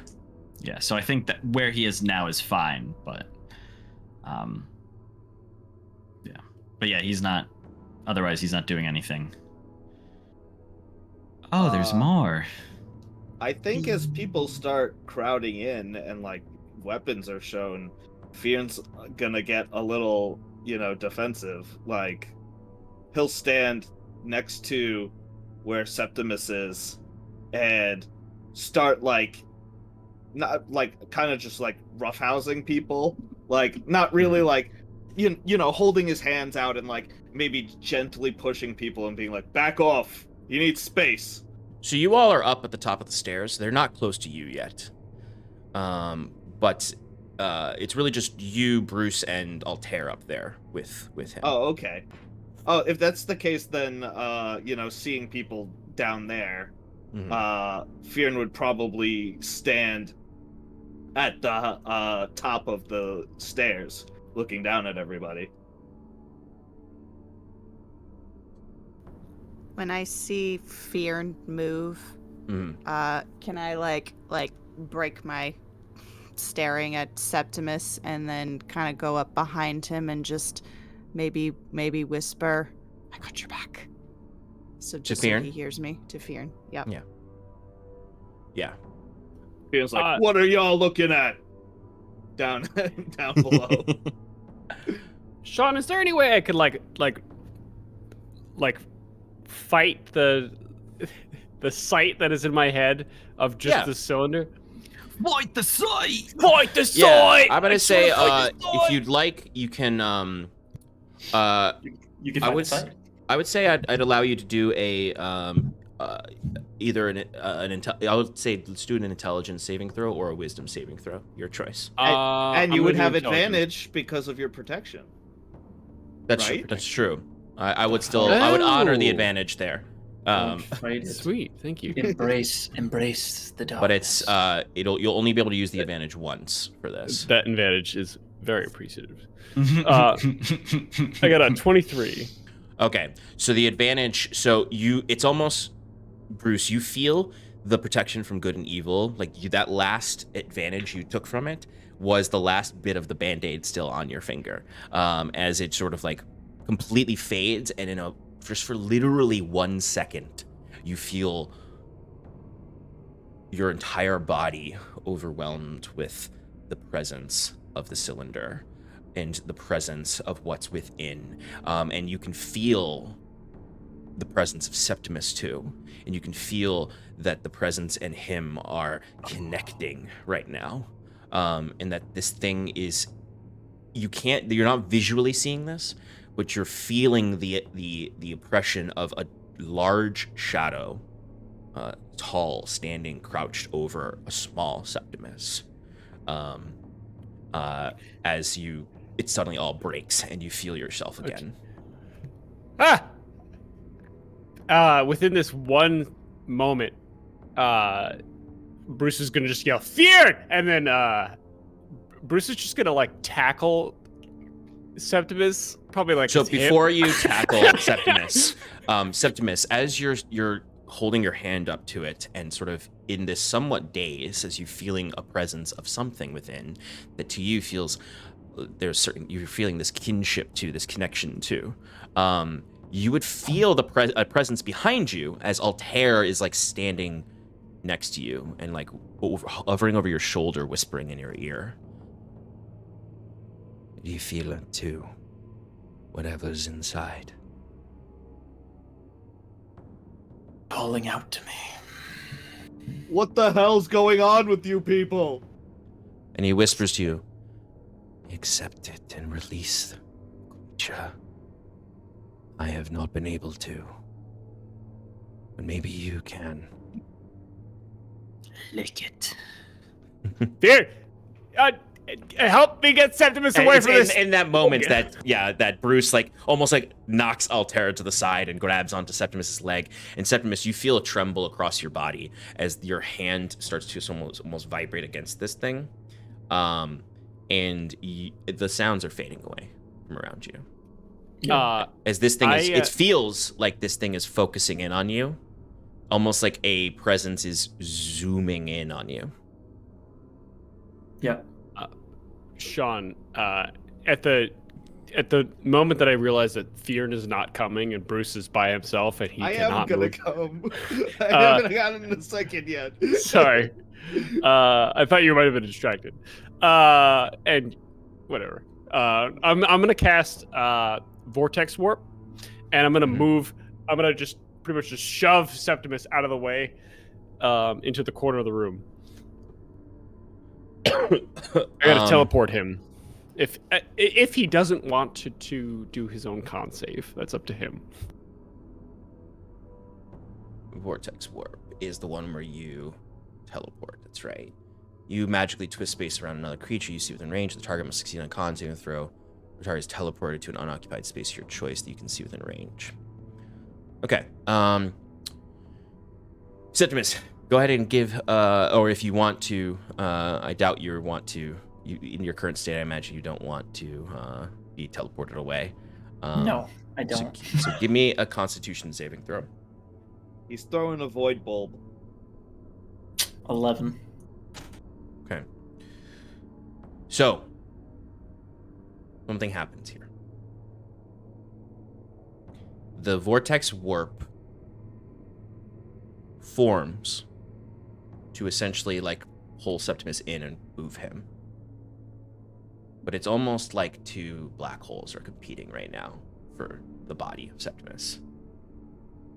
As he is magnetized to this cylinder. And your magic is trying to pull him to shift where he is in reality. In Septimus, you feel this pull behind you as the sounds around you are fading, and you maybe look back and see Bruce casting the spell. You see Fyrn rushing over. You see Altair kind of like to the side. Altair does seem to be looking at Bruce here, like almost thinking like Bruce is stopping what I think is happening here, and looking menacingly towards Bruce. I'll give you one action here. If there's anything you'd like to do, Septimus, before I go into resolving this. One action. I Bitch want an action. slap Bruce. How dare you? My one action. Yeah, Septimus thinks this thing's a machina. He even thinks that they think they're. He thinks this is a machina. Septimus is going to command the pillar. Okay. The spell, you're going to use the command spell? I'm going to use this command spell. Okay, and what is the word that you say to it? Rise.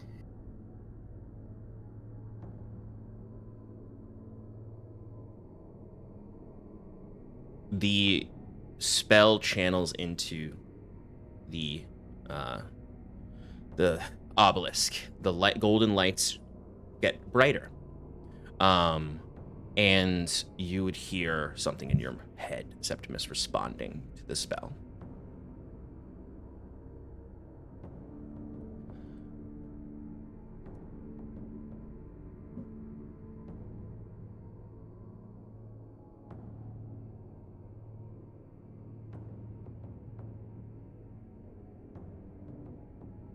Meow.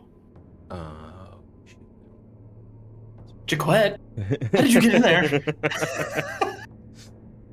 1 second. Gotta turn on the voice machine. Mm-hmm.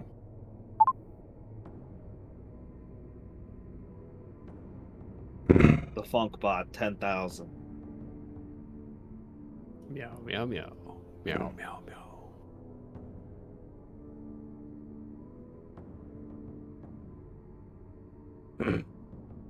Okay. You're muted. muted. Meow. You're muted.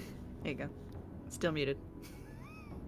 Wait. Can't hear you, Sean. You're Yeah, you can't hear you. The meow. voice is modified No. to Yeah, silent. meow, No, meow. still no. Stop meowing. Is your mic muted? Yeah, I think he changed his audio settings. I muted my mic. Ooh. Oh. Meow. You're doing great. What You happens? hear a The voice in suspense your is head. killing me.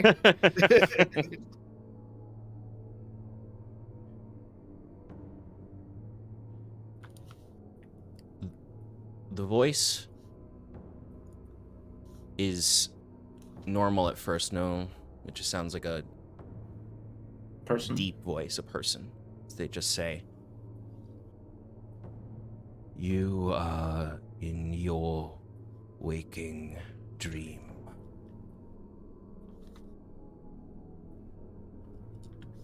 You cannot barter with these people.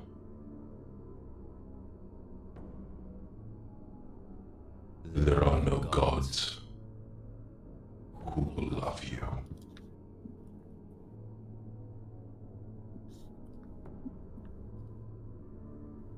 You are still flesh.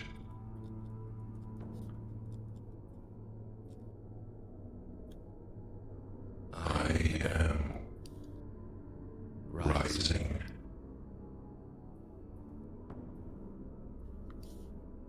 Will you accept my gift?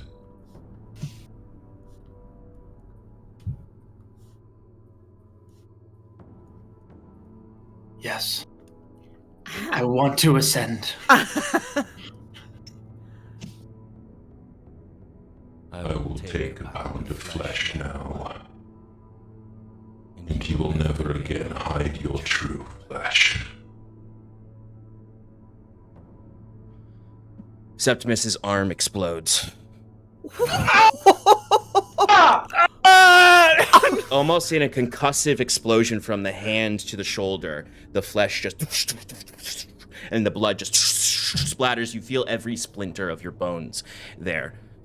Septimus, as your backpack that conceals your mechanical arm also burns away entirely, like ash, and turns to ash as sort of just like this fire consumes it, revealing the mechanical arm on your back.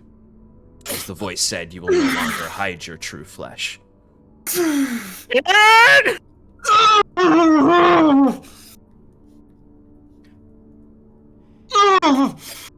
What do you guys do? Did my spell not go through? Oh, Or no, your was spell it goes through canceled? in this moment. No, your spell, Okay. they basically, this happens at the same Arm time your explode. spell. Yeah, like you, for a second, Bruce, might think you did this. Oh no! All the blood is on Bruce also. Yeah. Sean, bonus action, summon my greatsword. Regular action, enlarge myself. I want to attack the artifact. Okay. We're going to take this slowly because a lot just happened there. Can we take a break first? Yeah, let's take a break. That's a good call. I gotta Yeah, I Yeah, do too. I have to pee too, but we'll Nervous take a pee. break. We'll take a break here. I've All never right, peed. folks. We will be back shortly, to enter into the chaos that's about to happen here. Oh boy. All right, we'll see you all very soon.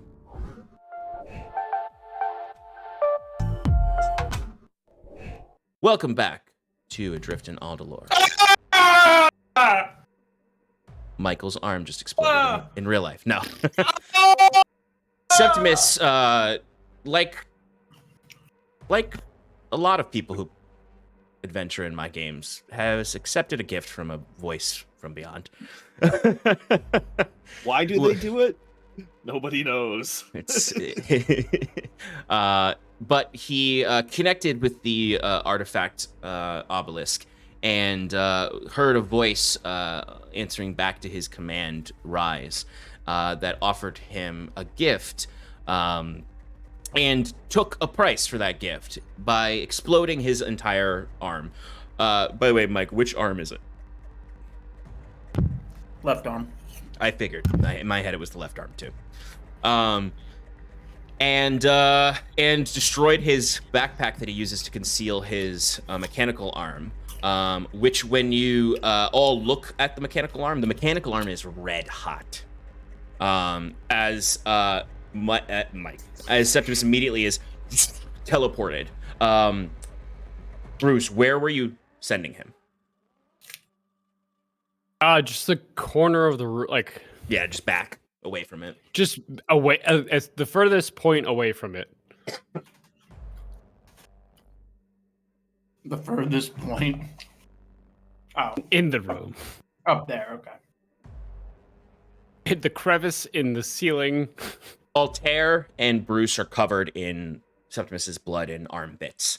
Sass has a little bit of blood splattered on her as well, so as does Fyrn a little bit. Less than them, obviously.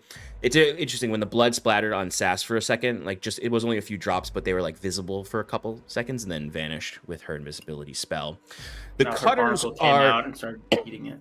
yeah, the cutters are ominously gathering in a semicircle, kind of blocking off all exits from the Aradunai and the party, other than Jaquet, who's disguised as a cutter, who is right behind the line of cutters, as they are just sort of watching menacingly.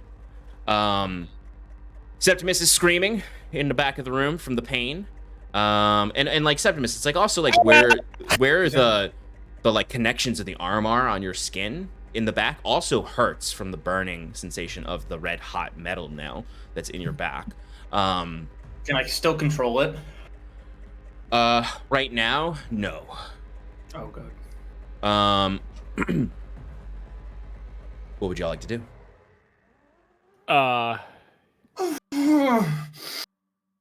Bruce is gonna. Septimus is holding his arm, In, but then he'll like large for a bonus second. action, take sword out. Septimus is looking at the obelisk as he's like twinging and like in pain, just like holding his arm. He's just looking to see if anything happens. Yes, all the gold light has turned red Oh. within the rivulets and the runes, cascading a pretty deep red color on this upper alcove. As the room is very quiet right now, other than Septimus's pain, because you look down and the cutters, their faces are in shock. For the first time since you've arrived, Bors looks interested now. The two Aradunai are incredibly panicked. The knight pulls his sword, but he does not know who to point it at. He is just sort of standing there nervously. The fairy sorcerer in the top is just sort of hugging up against the wall, almost like she's just like, it doesn't want to be seen anymore. The room has shifted dramatically. Nettle, Diana is trying to get up to you all, but the cutters actually are holding her down there now, off to the side. They're not letting her go up to you all. Altair is just sort of like on his butt, like he fell back after the arm exploded, just like leaning against the wall, like his eyes wide, staring at the obelisk with the most fear he's shown this entire time, covered in the blood from Septimus. The mask goes up on Fyrn's face as he's casting these spells, and he just screams out, "Septimus!" and pulls out this sword and is just charging towards the artifact. Okay, so you're gonna go and attack the artifact. Bruce, what are you doing? Bruce is going to hesitate, covered in blood, knowing where he just sent Septimus. After like 3 seconds, just like process what the fuck just happened, and scream and run over to screaming Septimus. Yeah, the two of you are just screaming in the corner. As I imagine, you just like don't know what to do. You're like pulling out the scraps of your metal plates and whatnot. Yes. Yeah. And Bruce is gonna do his best to like just because he doesn't have his pack with him. Is the problem. Yeah. And so Bruce is gonna like just like rip part of his cloak off and then just like try to stop the blood, while also calling for his Lollyrock to get the fuck in here. Get fucking your metal plate off me! Septimus will grab his own arm and use cure wounds on himself. As Septimus, as you cast Cure Wound, you can see the torn apart flesh at your shoulder starts to heal into a gnarly scar on the side of your shoulder. Jaquet, what are you doing? So Bors looks interested. Does he look like he's gonna do anything in this moment? He does. You, in watching him, since I think he's probably the most interesting person to you right now, other than obviously Septimus. But he looks like he is stepping forward. Like he looks like he's gonna step through the line now, and he might be about to do something. Okay. I'm gonna let him do what he wants, and then depending on what he says, Jaquet would have something to add. Okay. Or might. Sass, what are you doing? I don't know. No, I do know. I mean, Sass, you see that there's a threat down below. Yeah. The Aradunai are like still a threat, but they look like children now, truthfully, when you look at them. Other than Altair, like that knight looks like a boy who just grabbed his father's sword for the first time. The Dragonborn is as panicked as can possibly be. Altair looks completely lost in a moment, like he's completely in shock and staring at the obelisk. So I think once Fyrn rushes towards the artifact and vacates that spot, I'm still invisible, but I will take that spot he just left, and still invisible, I will pull out my new pact weapon, my scimitar. That should not break invisibility because it's not casting a spell or attack. As long as you're not summoning it and you're just drawing it, then it's fine, because it's not an action to draw it. It's an action to summon it if you had it dismissed. Correct. So I will draw it, and I'm still invisible, and I will be standing either at the top of the top step or the second to top step, and just a barrier between my friends, my screaming friends, and the people below. All right. So while your friends are screaming behind in that corner, kind of truthfully somewhat protected in that little kitty corner, Fyrn, give me an attack roll.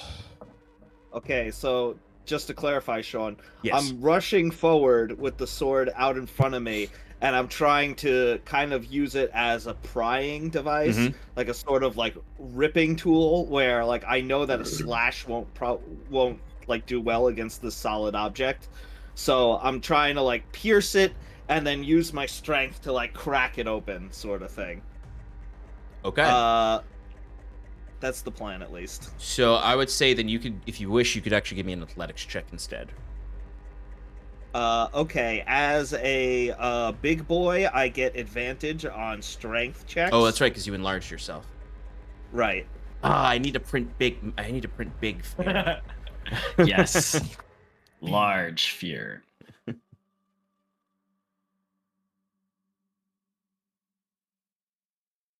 I got a 1 and a 6, so we'll take the 6. Goes up to a 14. Okay. So Fyrn rushes forward after crying out Septimus and is trying to bring his sword. He's moving it, maneuvering it, stabbing it into wherever he sees any kind of possible seam for this thing. And it's as he's doing that that Bors steps out in front of the cutters.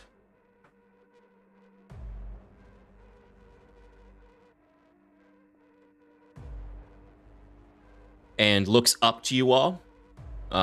Sass, you're probably like looking directly at him. The rest of you up there are too distracted to really see that he's looking up at them all. He looks to the two in front of him and just grins a wicked grin at the Aradunai, as he just says, "I think that's about enough now. Step away from the artifact. You two. Drop your weapons. You know you're not gonna fight. We've had enough of you outsiders screwing us over. We know about your deals. Didn't expect it to turn out like that. But I think you're done now. That thing looks mighty ready to open up. And we're taking whatever's inside. For the cutters. For Stony Heath. Drop your weapons. Now.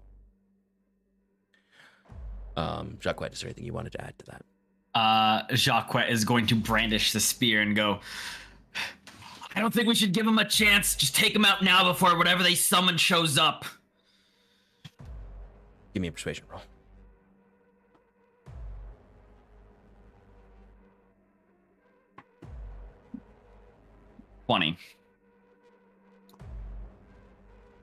The two Aradunai look to you incredibly nervous. And like the knight kind of like holds the sword up feebly. The dragonborn kind of like takes a step back up onto the steps. Aldhalor kind of like crawls out from the corner. He's on his hands and knees, looking out, blood all over his Septimus's blood all over his face. The fairy, gone. As Bors looks to you and goes, yeah, that's the cutaway. As he lifts that big great sword and just comes and drops it down towards the Dragonborn, who attempts to protect herself.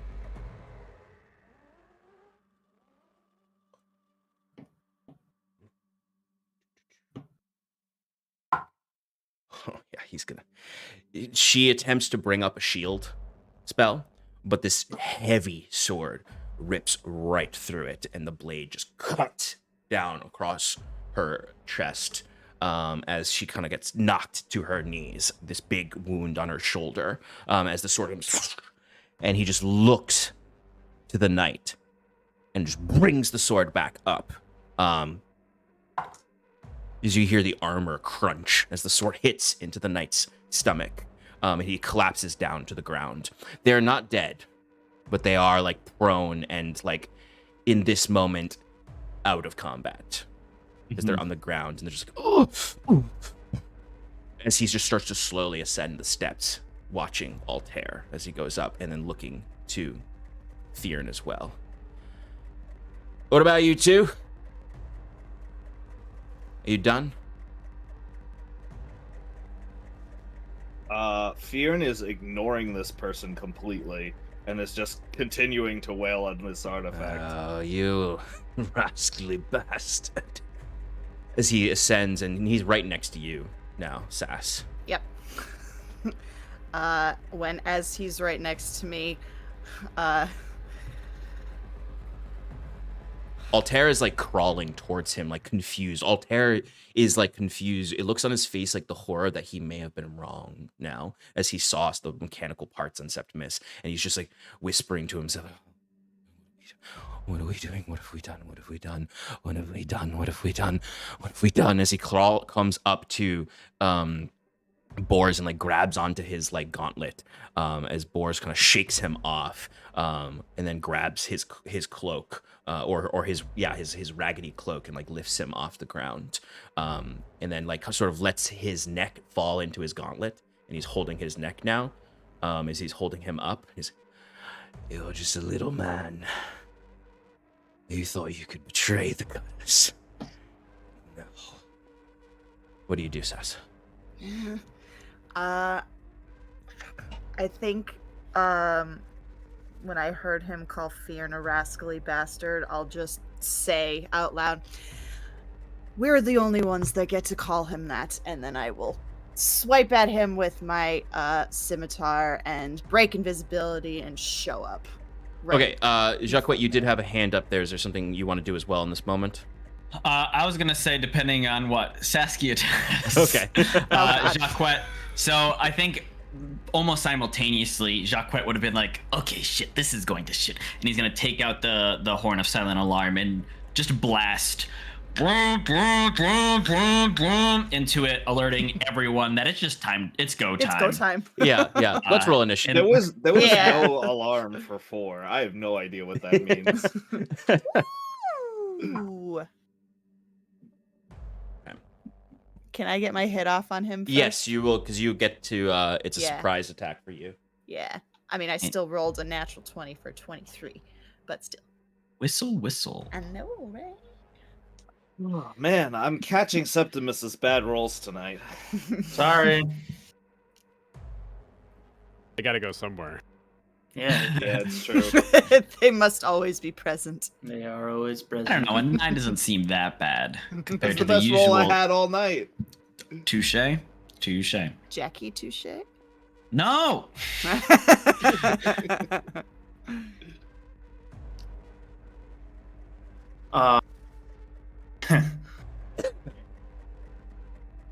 So funny. Yeah. No, it's I might have to swap the lens out, because it might be the better Too lens big. to use here. No, because it's a zoom lens, so I could actually like zoom in on the action with that lens versus this one. So we may have a battle map shift. But let's get the initiative count. Is one of your first. lens the pillar? Yeah, that's a camera lens. 20 to 25. 23, baby. 15 to 19. 16.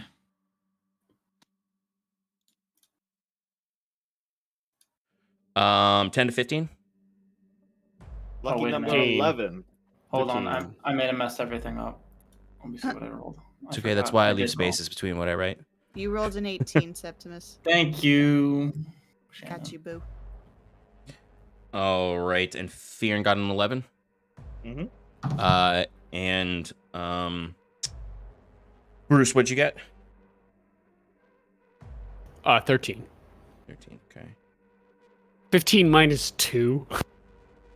No, you have a -2 for your initiative. Yeah, a lot of things. Yeah. I have Yeah, minus 2 a on. lot of things. No. Okay. What was his? Skills. Who needs them?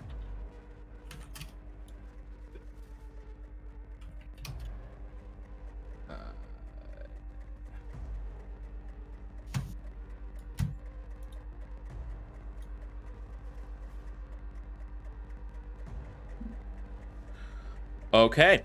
All right, Saskia. Mhm. You have your surprise attack on Yeah. this guy. Yeah, Go for that's it. gonna be a 24. That's gonna hit. Great. That is gonna be 7 points of slashing damage. Would she have an advantage on that attack since she was invisible? Correct. Thank I mean, just you. try to fish for that nat 20. Yeah, no. Just one less, but thanks. What was the damage on that again? 7 points of slashing. Okay. Saskia, you get a full turn here, because they have the surprise condition. So do you have anything else you want to do? Bonus action, movement. And Dance. This is dance. Like this is before my actual turn. Mhm. Oh. Well, la di da. Benefits of being invisible. Yeah. Blah blah blah. So you can bonus let's action. see. You yeah, can yeah, move. Yeah. Bonus action. Tentacle comes out in his stupid face. And I'm gonna try and hit him with it. So And I'm gonna position the tentacle. battle between... maps spatial reason wise, you can't put the tentacle right in front of him because Altair's there. So you can put it behind him though. Okay. We can say story wise the tentacle wraps around and hits him in the face from the front. Great. Perfect. All right, so that is gonna be. Is this advantage? Is this advantage too? This one is not. No, this one actually. Would this be advantage? No. No, because you got the advantage. You got the advantage from. there. Yeah, you got the advantage from being invisible. Yeah, well, I don't think it's an 11 will hit then. It does not. I'm gonna swap these lenses real quick, everybody. Good luck, have fun.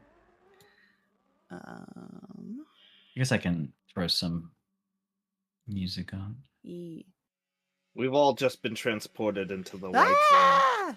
zone. We all see a bright light. This is what Septimus sees right now in his pain. Wrong lens, actually. A blinding Oh light. no! All right, so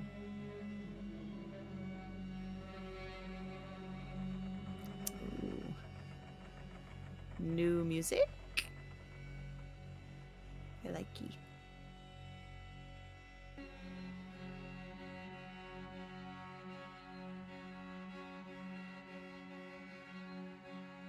Ooh. Here we go. Whee!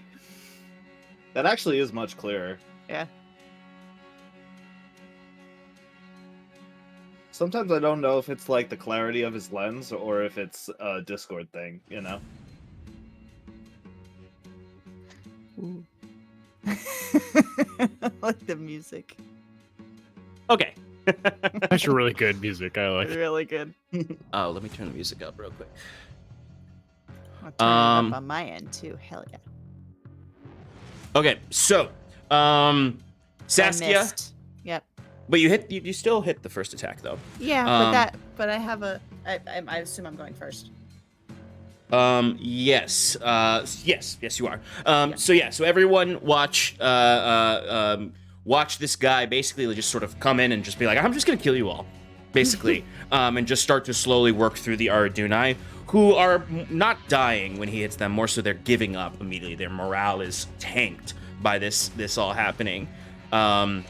As he's approaching up these steps slowly, he's holding Altair up in the air, about to basically just slit his throat, as Sass just brings her new scimitar right into him, and he just gets sort of surprised by it, drops Altair, grits his teeth, and Sass, you are up with Septimus on deck. All right. I am going to first for my bonus action repeat the tentacle. Okay. Try and hit him again with that. Oh, that was so close. That was almost a natural 20, but it's not. That's not going to hit. So then with my action, I will just swing the scimitar around again and try and get one more hit. Okay, go for it. Yep, 24. 24 hits. Yep, 9 points of slashing damage. Nine. Nice. I did, and I'm just double checking to make sure this is the right amount of damage. This is 1d6 plus 4. For some reason, that seems low, but maybe that's for what, the scimitar? Yeah. 1d6 plus what? 4. What's your charisma modifier? 4. I don't know. That is correct. I feel like maybe You were Yeah, using no, a it's long sword right. before, which was a 1d8, Yeah. which might be what you're thinking Okay. of. That's probably Actually, it right. should Isn't be this a plus no. one? It should be 5. It should be plus 5. Yeah. All right. Yeah. So then it's 10 damage total. Okay. Yeah. 'Cause Why it is didn't a, it is that a plus automatically? 1. That's weird. Yeah, I have it in as a +1, but it didn't add it. Oh, that's weird.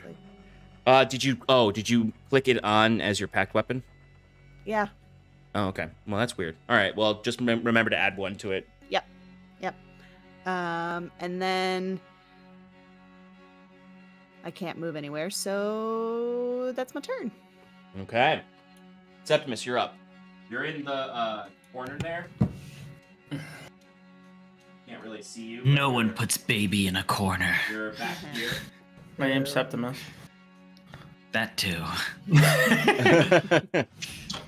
Septimus kind of just like still slouched on the side, like after just kind of healing his arm, still feeling the pain of it. He's kind of just like breathing heavy for a second, like, fuck. It's just the only cutter up there is Boris, right? Yeah, Boris is the only cutter up on the balcony there, but there are a bunch of them down below. Okay. You know, just to add another mini in that tight spot, Septimus is going to cast Spectral Weapon. Nice.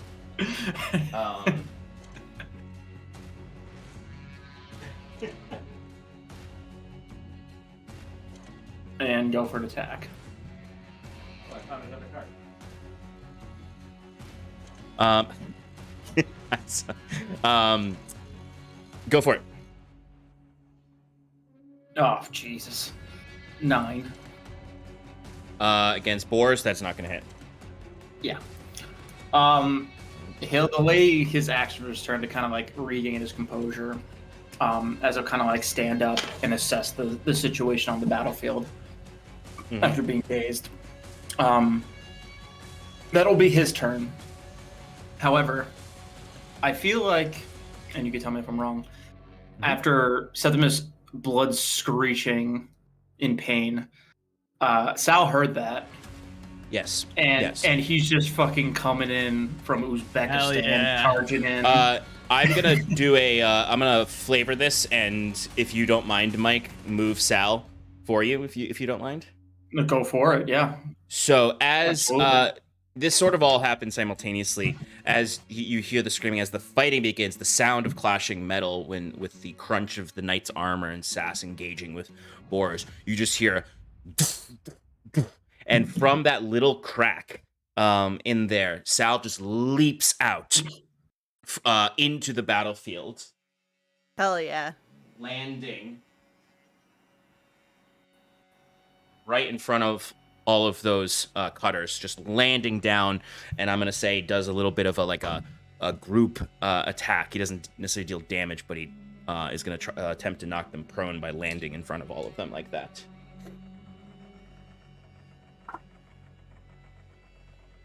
And 2 of them are knocked down prone. Yeah. What a king. Get him. Am I not hearing the music? I don't know. As Sal just and then like stands up, ready to fight this very, very big machina after all of this. And since it's your turn, he can attack. Yes. Punched his face inside out. Okay, so he can punch. He'll have advantage because they're if he attacks one of the prone ones. Oh Or he yeah, can- go for one of the prone ones. Just fucking, just like double fist. I will say, the guy to the left there, who's not one of the general minis, this guy here, he looks a little tougher than the other ones. He's got a little bit more armor. He's a little bit stronger looking. He's probably the kind of the second in command here. No, go for the prone guy. Okay. Smash his skull.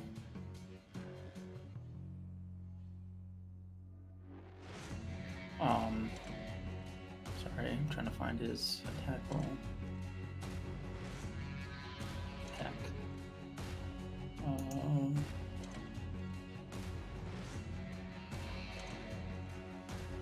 Was it? As a 19. 19 to hit. Yes. That hits.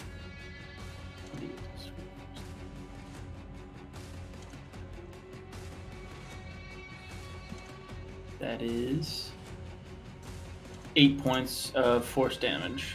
How does Sal want to do this? This guy, he's it's a minion. Yeah. Yeah, Sal's, like I said, he's gonna like raise his fists like this and just knuckle down on the guy's back, and his spine's just gonna snap while he's sitting there prone. Excellent. All right. It does not deal enough over damage to kill the minion next to him. But that guy is knocked down. I am leaving the miniature there. Oh, son of a bitch. All right. Anything else, Septimus? That'll do it. I'm sorry, I didn't warn you, but Jaquet, you are up. Bruce, you're on deck. No worries. Am I considered within engagement range of these guys? No, you are not. All right. Jaquet is going to look at the spear and just kind of like toss it behind him. Mhm. He is then going to take out his crossbow. Would you allow me to hide to give myself advantage on this attack because they aren't expecting me that's to attack? Yes, I absolutely will because you are still disguised. Yes. Okay. So first stealth, that was a nat 20. Yeah, you're pretty confident. Cool. So I'm gonna attack with my light crossbow. Mm-hmm. For a 26 to hit. And who are you attacking? Oh, I'm sorry. I'm attacking the second in command, the Second more in command? armored. Great. Perfect. All right. What was the attack roll? Is a 26 to hit. That'll hit. Cool. Where's my sneak? 13 plus 10, 23 points of magical piercing damage. How much? 23. Ooh. Yikes. Yeah, that's a lot of damage. Thanks. Does he Sorry. die? No, he does not die. Well, you know. He is. He's basically bloodied though. Okay. Cool. And then Jaquet is going to retreat up the stairs. His full 30 feet of movement.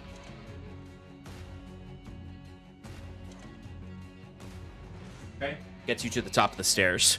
And for reference, I am still disguised. Yes, and like the guy you hit is incredibly confused as he looks back and he goes, I don't remember if I named that guard. I don't think I did. But I actually might have. No, I don't think you did. Okay. He just looks back and he goes, Patrick! Aim better, you fucking idiot! As he gets his weapon out and looks at, he fully thinks that the fucking dumbass cutter just freaking missed and hit him, and took out half his health. As that like bolt went into like just the right spot on his shoulder, near his neck, and he doesn't realize how much he's bleeding. All right, anything else, Jaquet? End turn. All right, Bruce, you're up. Fyrn, you're on deck.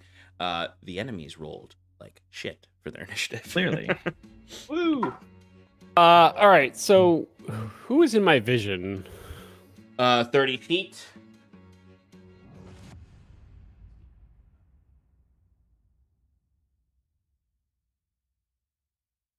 The only enemy within your vision is boars.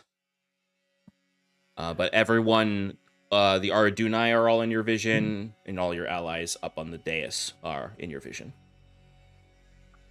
And now a tentacle and a spiritual weapon. And Boris, what is he carrying? He has a mace at his waist that has not been drawn. He has a greatsword, and he has like somewhere between half plate and plate armor on. All right.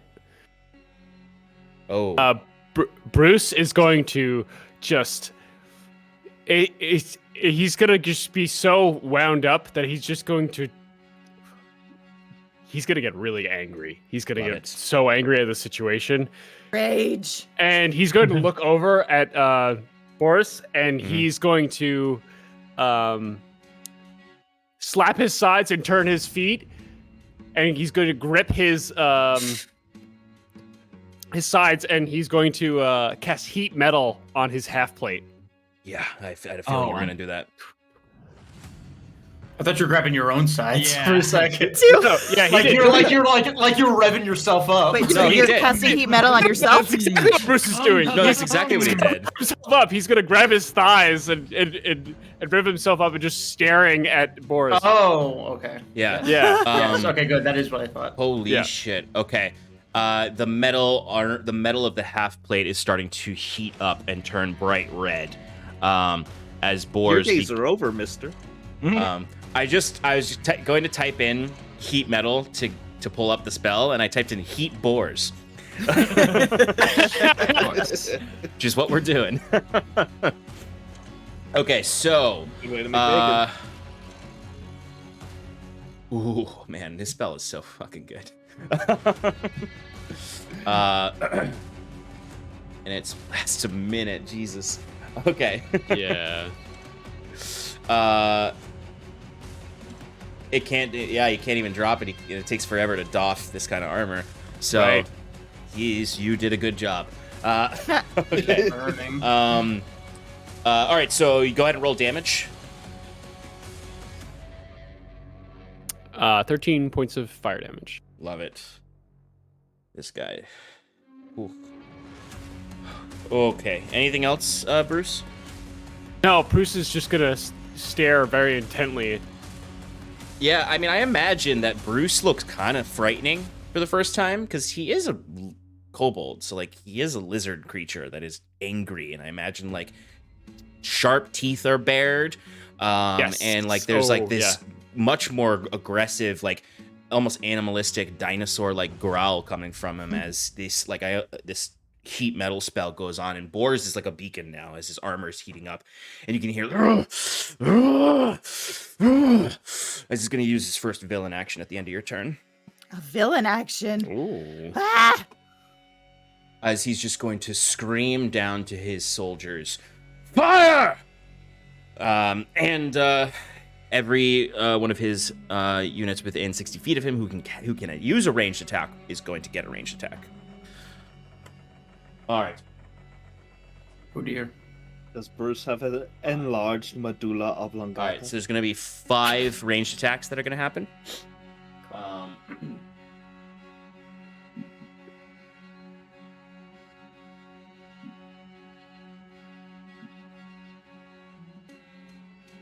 right, so one of them's going to be on our good robot friend. Which one? Well, Sal. I'm not a robot yet. God damn, not a good roll. That's only a 10 to hit. Yeah, he doesn't get hit by that.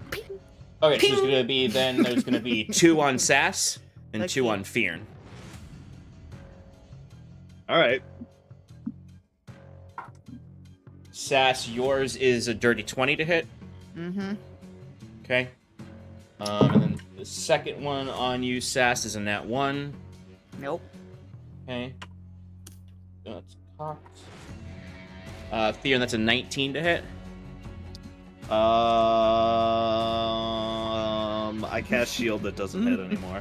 Okay, the second one misses with a nat 1, so only 1 hits, and it hits Sass. Ow. Sass, you're gonna take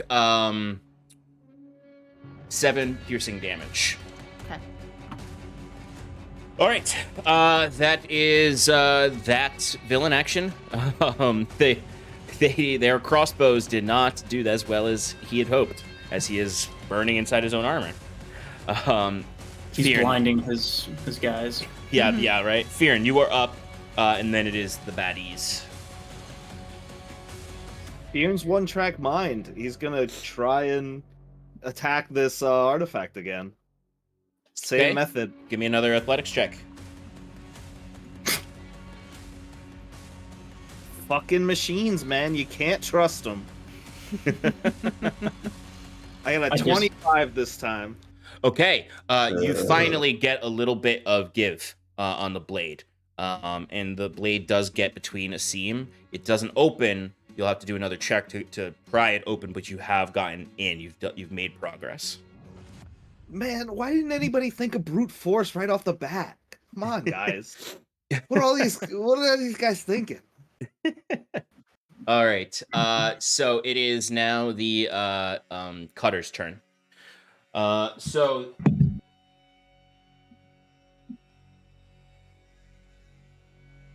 that guy stands up using half his movement, and is going to go for an attack on Sal.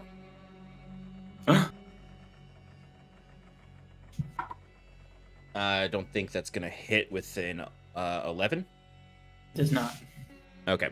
So he comes up and he goes and he hits the spear into Sal's chest, and it just dings off of it and almost snaps the spear in half. As he looks a little scared of Sal. The archer or the crossbowman is going to attack from behind.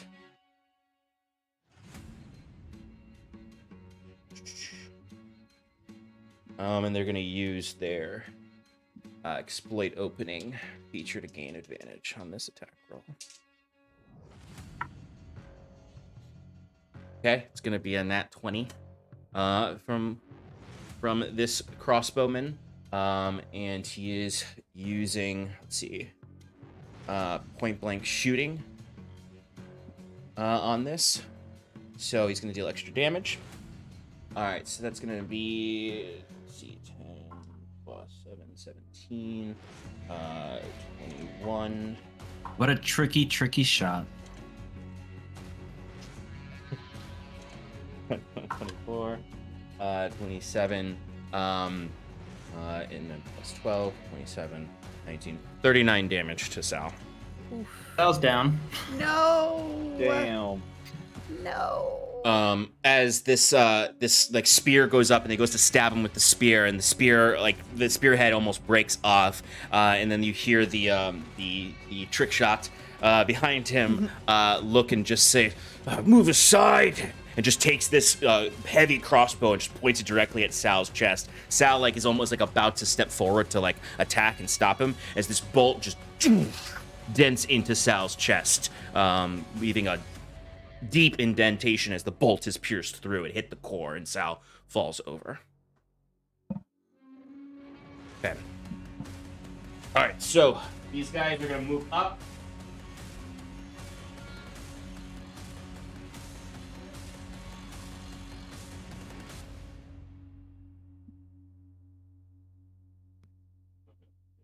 Movement. Silvery barbs. Do you actually want to retroactively use silvery barbs there? If you allow me to. If you say no, because it literally took me almost a full minute after hearing a nat 20 was maybe more, I totally understand. You can say no, and I will 100% be like, that makes total sense. I totally agree with you. Yeah. I am going to say no. Okay, that's fair. Only because it is a full minute. Any of you hear natural 20, you say, Stefan, you stupid piece of shit, you silvery barbs. I am sorry. I'm sorry. Sean, I also It's forgot really to use Never team like fault. Sal. We should all be on your ass about that. What did you get, Juice?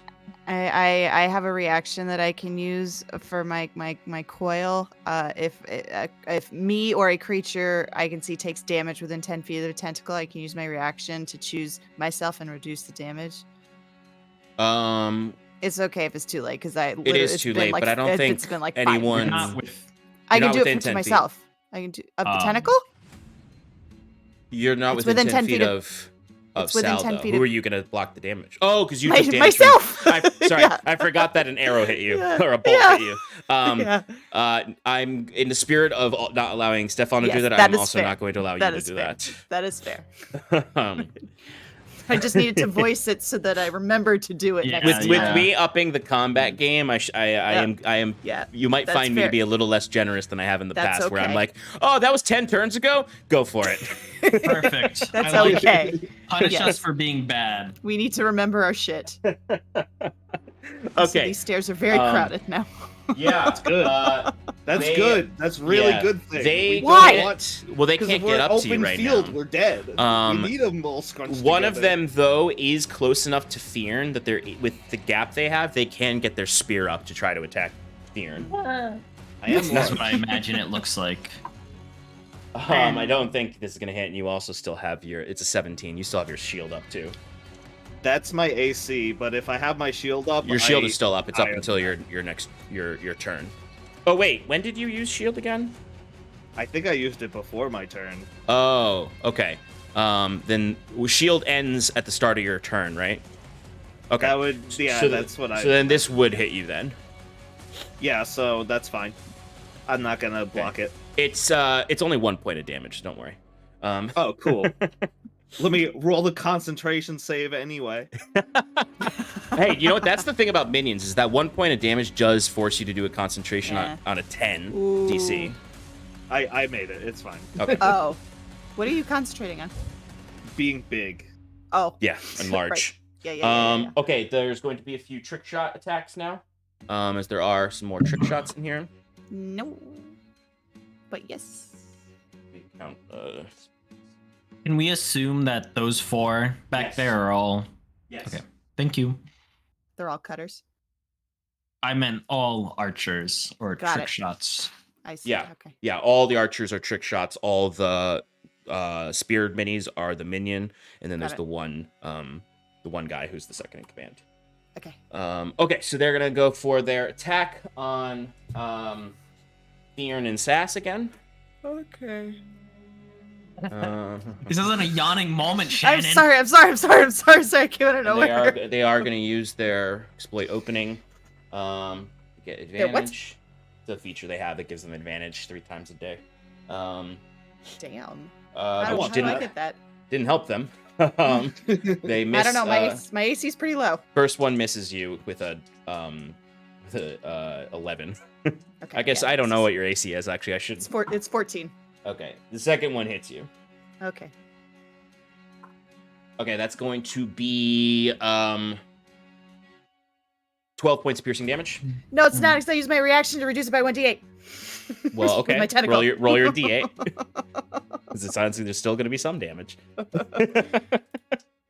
I just reduce. noted. I reduced it by 8, so it's only 4. Nice. Wow. I imagine the stuff. tentacle like swipes it out of the tries to swipe it out of the air and it just Yeah. skids across it just scratches you along the side of your. All right, Fyrn, that's gonna be a 18 to hit, Yeah, that's good. and then a 16 to hit. That one doesn't hit. Okay, Fyrn, you take 6 points of piercing damage from a bolt to your shoulder. Sure. Okay, that. Oh, and then the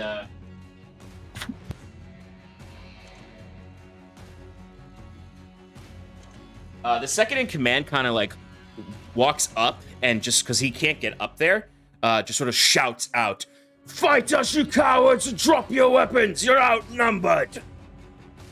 As he rushes forward to go try to climb the wall.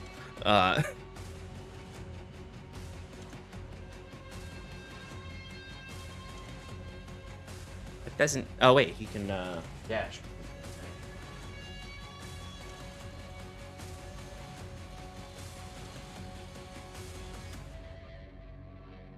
But he's like hanging off the edge because there's no space actually for him. So he's gonna be. He is coming for you, Fyrn, though. Yeah. Okay. That was their turn. Boris is up next. He is last in initiative. The Aradunai are like not doing anything. Like they are on the ground. Altair is sort of also on the ground, not really paying attention, pushing So we himself made our back. objective. Did you- We got them to where's- stop. Wait, where's Rabbit Lady? She's pretty far back, but good point. I am gonna roll her. I'm gonna include her in the initiative. Cause she's a psycho. She Forgot about her. Thank you for reminding me about her because she is back in the tunnel, so she'll probably get here. I'll say this turn she's using her movement. She'll be in the fight next turn. Okay. Boars is gonna go for an attack on Sass since he's the main threat. Although he is like having difficulty focusing because he is on fire right now and can't put it out. But he's just like trying to wildly thrash around him. Does this give him disadvantage? Doesn't look like it. No. No? Yeah, really? it does. If he can't take off the armor, he has disadvantage on his attacks. because he can't And drop saving the item. throws. I'm sorry. If you can't drop the object, then yeah. Sorry. Hell yeah. So he has I've read that disadvantage, as a weapon for some reason. Thank you, Stefan. No, I also read that as a weapon, so thank you, Stefan. Good work. Thanks. Barbs. I like rules. He is probably not going to hit then with that disadvantage. It's only an 11 with that first attack. misses. Oh, well. Second attack is also going to miss. Or actually, I don't know. I need to stop saying that. That's a 15. Yeah, that hits. Okay. My AC's a 14. I'm gonna say silvery barbs on that. Hell yeah. Okay. It's not an natural 20 though, Steph. Yeah, but it's the end of our turn, or it's the end of the round, Yeah, basically. So yeah. Steph, do wait, you I need... can't see him. Yeah, I was just going to I ask. can't see him. Do you need line of sight for that? Wait, double check. You can see. Yes, I need line of sight. I don't have Okay. line of sight. I'm sorry. Appreciate the thought. Okay. So that is going to hit then. 8.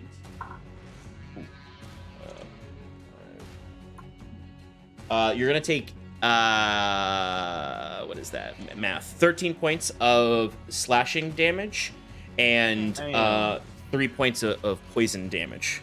Ooh. Okay. Ouch. Oh my goodness. I need to get the fuck out of here. And does he have a bonus action?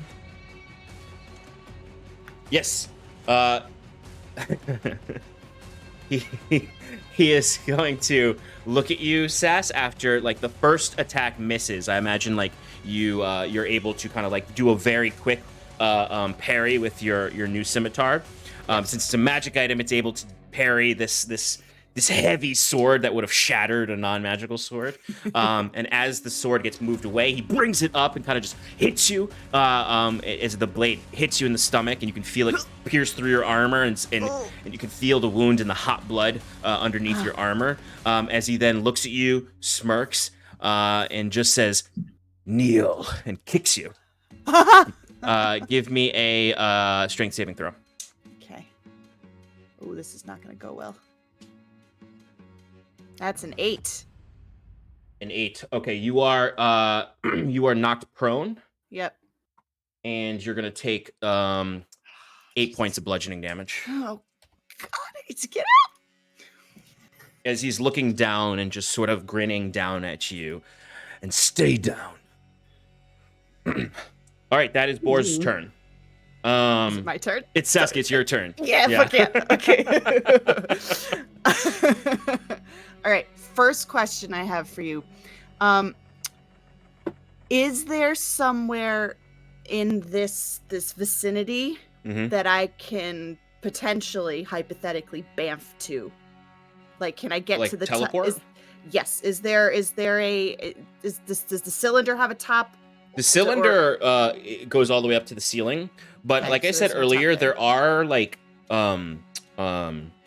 wooden beams all around it. Like you'd have to like balance on it, but you could That's teleport fine. onto one of those. Yeah. Okay. So as he says, "Stay down," I'm gonna look up at him. Just I imagine there's maybe a little blood coming out of the side of my mouth, and I'm gonna say no. And with my action, I'm going to try and swing my sword up and like hit him on the jaw for my action Mhm. with the scimitar. That's gonna be a dirty 20. That'll hit. yeah. Septimus, you're on deck. So that's gonna be 8 points of slashing damage. Nice. For that. And then with my bonus action, I would like to Misty Step the fuck out of reach up to one of the Yeah. beams. So if you will, I'm gonna embellish this a little bit in that it's sort of Please like do. all one action. As Do you stand up and you bring and you cut him across the jaw with the butt of your Yeah. blade, and knock his face over. Like, and it's almost like part of the momentum of you hitting him is like part of the teleportation. As Ooh, you're yeah, almost that's like as you and appear up above with a splash of seawater. Whoa. trying to balance on it. Yeah, give me an acrobatics check. Oh. That's 22. Yeah, you're fine. You sway a little bit, maybe Jack Sparrow style, and I then was eventually just gonna. That's exactly what I was thinking. put a second yes. foot down and get your balance as you Yep. hold the scimitar up. Yep. Cool. That's my turn. All right, Septimus, you are up. You're still in that tiny little kitty corner up in the top. All right. Who's on the stairs there? Let me. You got. It's Boris and how many Boris, spearmen? And then 1, 2, 3. 3 spearmen are on the stairs, and then one guy is off to the side climbing the wall to get to Fyrn. Is that the tougher lieutenant guy? Correct. Can I see him? I'd say you can see like he's like over the edge, like about to reach to grab Fyrn. So you can see him. Yes. Well, first starters, going back because this is all happening simultaneously. When Septimus sees that Sal got punctured by a bolt and go down, he's gonna look to Fyrn, who's attacking this obelisk that he thinks that there's a machina inside. And be like, Fyrn, stop! You're losing our favor! But then he'll turn and cast.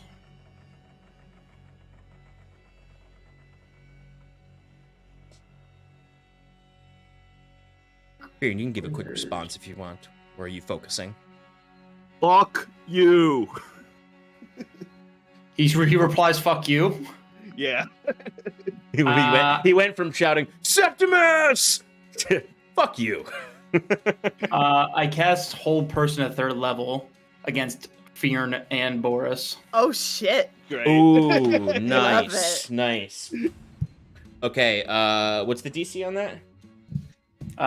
He'll probably beat it, but it's I mean, I'm real bad at wisdom and charisma. 14 wisdom saving throw.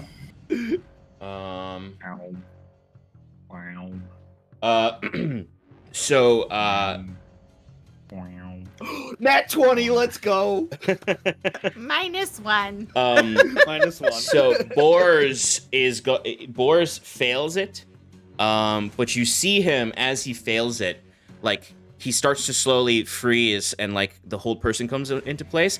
But then you weirdly see him like bite down on something in his mouth, and suddenly he breaks free from it, as he used his Bloodstones feature to succeed on the saving throw.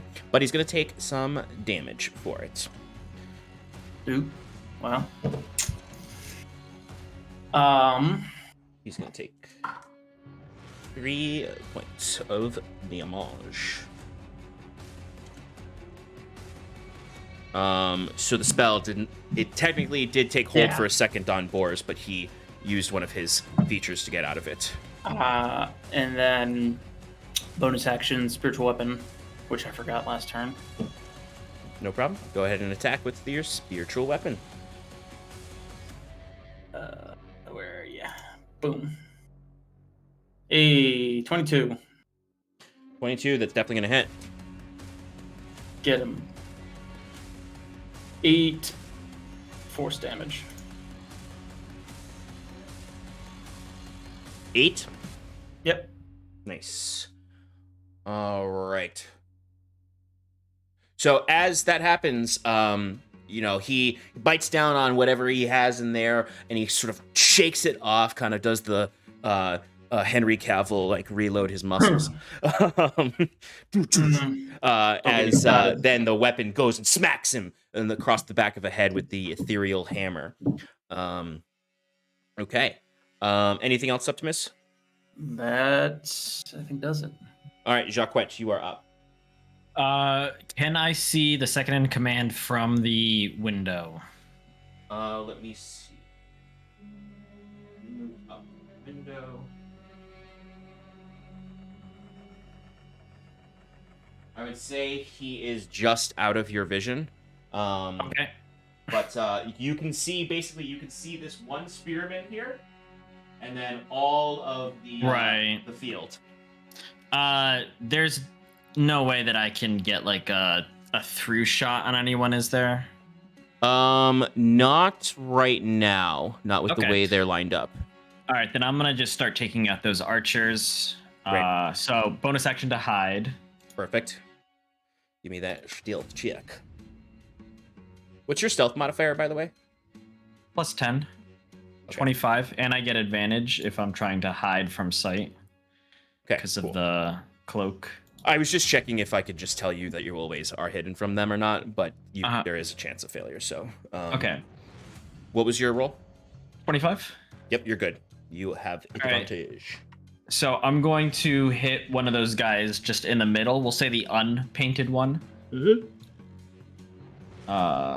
For a 27 to hit. That'll hit.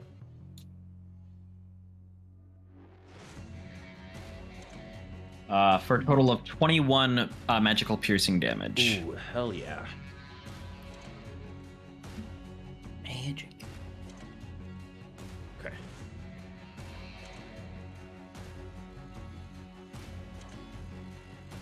$21, you said? Yes, sir. Okay. They are bloodied. Damn it. All right, and then move out of the window so I'm in total cover. Before I do that, though, Jaquet's going to drop disguise. I don't know if that's an action or not, actually. Regardless, he's going to shout in his own voice, "Hey, you motherfuckers, look up here!" And then duck behind. Love that.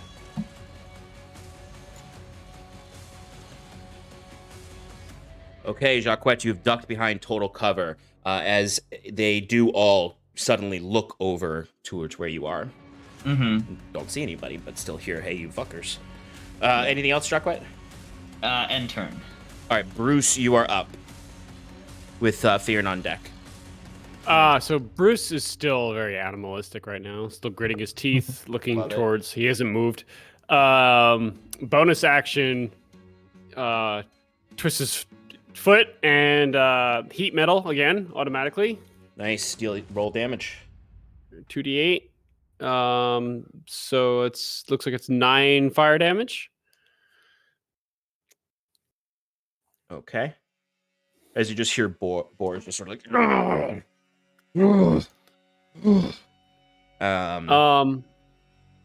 So I'm in this space, up in this kind of relatively crowded area. Yeah, it is very crowded. Altair's on the ground in front of you, just sort of like weeping. Weeping? Yeah, he's completely like demoralized. Like he's not like weeping, he's just like in shock, and there are tears coming down the side of his eyes. Now that there's a space opened up, he might try to crawl away since Sass moved out of the way. But yes, Altair is there still. But I would call him a non-combatant, so like you could move through him. If you wanted to move closer to boars or try to get out of there.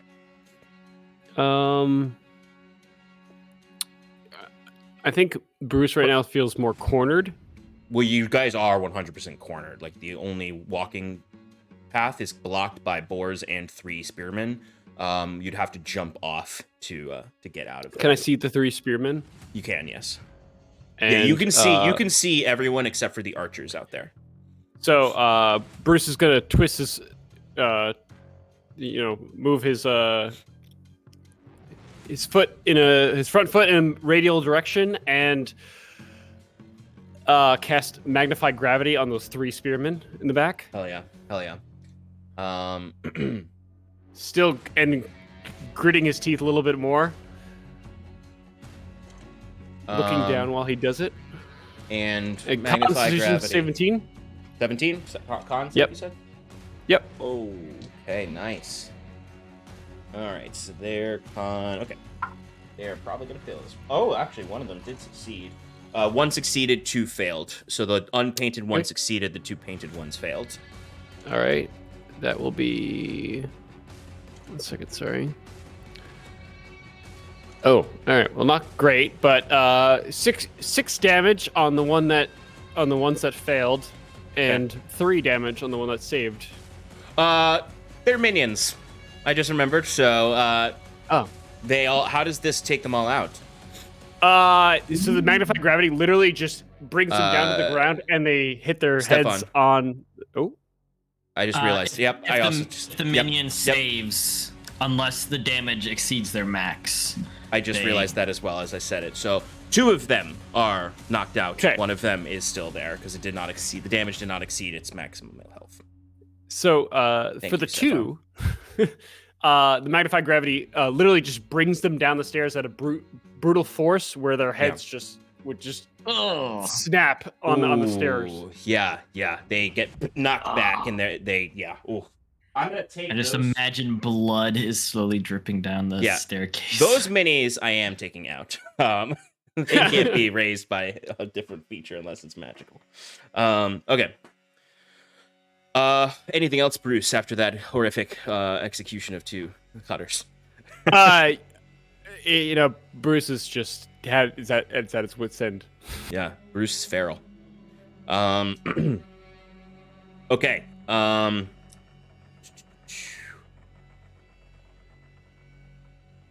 Fyrn, you are up. Okay. What is the condition of this artifact at this moment? Like I said, you've got leverage on it now, and you can attempt to crack it open. Okay. Before I try that, I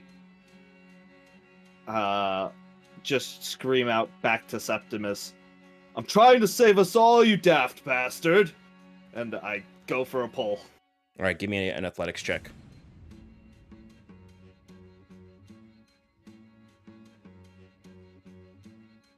Ten. It does not crack open.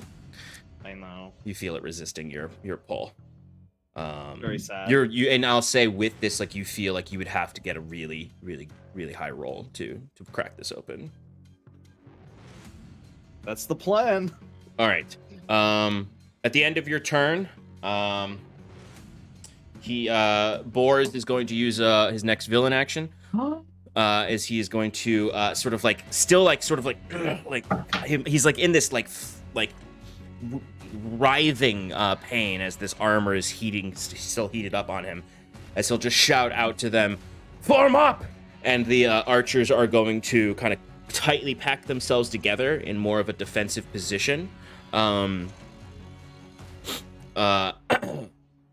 as well as the other 2 are not close enough. There are no other spearmen next to that one, so only the archers are going to get the benefit of this. But they are in a more defensive position. They're going to box up basically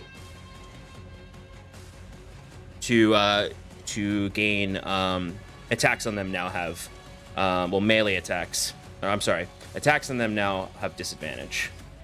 Attack rolls against them, unless they move out of this box shape. Okay. That was Fyrn, so it is actually the Aradunai's turn now. Our guy's gonna grovel in the corner. And someone is going to be coming up behind these archers. Yes.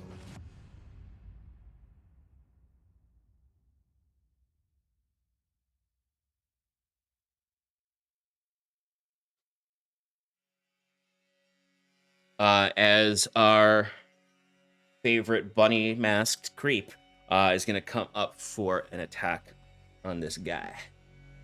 Kill him. Is that gravity thing concentration? It's not, because it only lasts a round. Okay. And she is absolutely going to hit this guy. It's actually conveniently also the one that was already damaged. Just the way the format. That still counts as mine.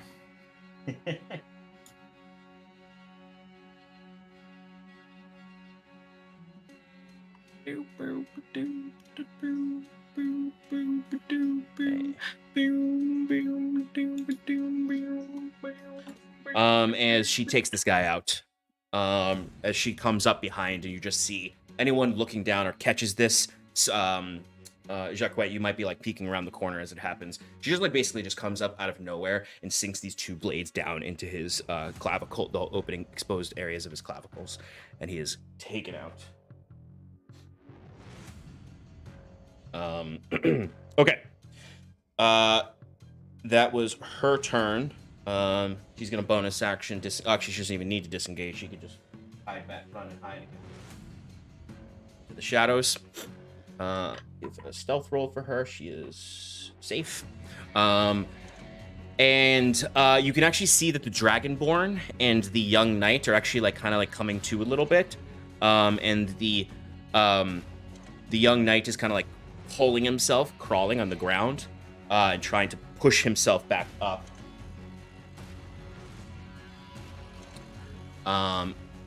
But that's all he's going to do on his turn, as he looks like if he's his next turn, he'll probably take more aggressive action. Okay. All right. So the archers. One of them's going to attack Sass.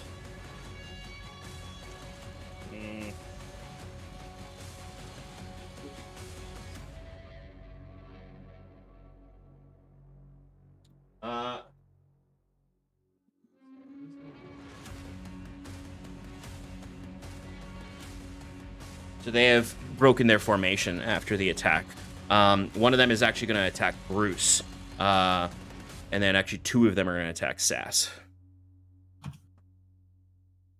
Okay. And they are going to use their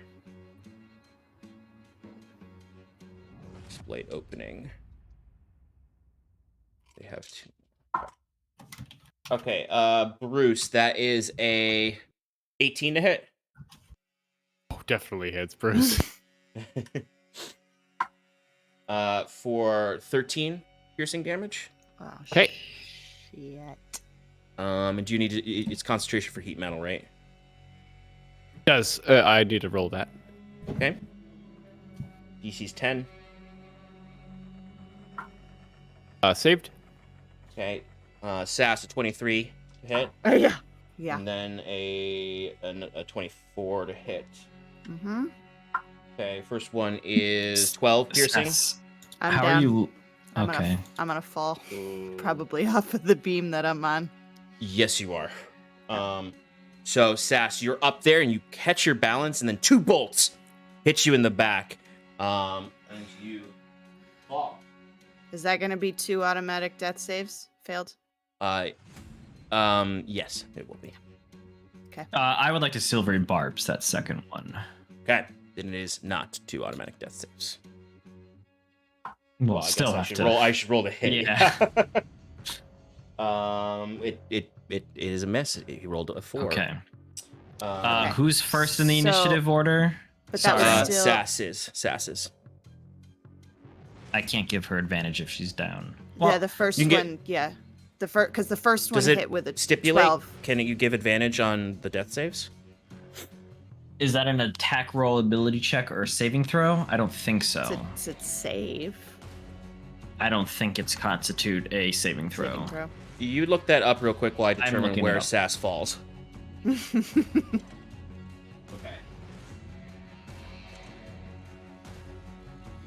Fyrn, I'll allow you to use a reaction if you want to catch her. Oh, damn it. Or you Yeah, too all right. focused. You don't have to. You don't have to if you don't want to. If you're too focused, it's totally fine. I think I wouldn't be so focused that I wouldn't know what's going on around me, and it's not like I'm gonna let you fall, so I'm gonna try and catch you. Yeah, so she would have like fallen into you if you didn't try to catch her anyway. But you catch Sass.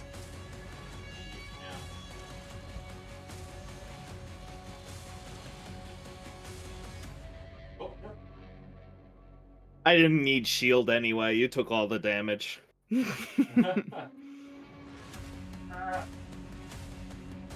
Actually, weirdly worked. You're hanging off of his shoulder. Sick. Cool. Steph, did you find anything on that?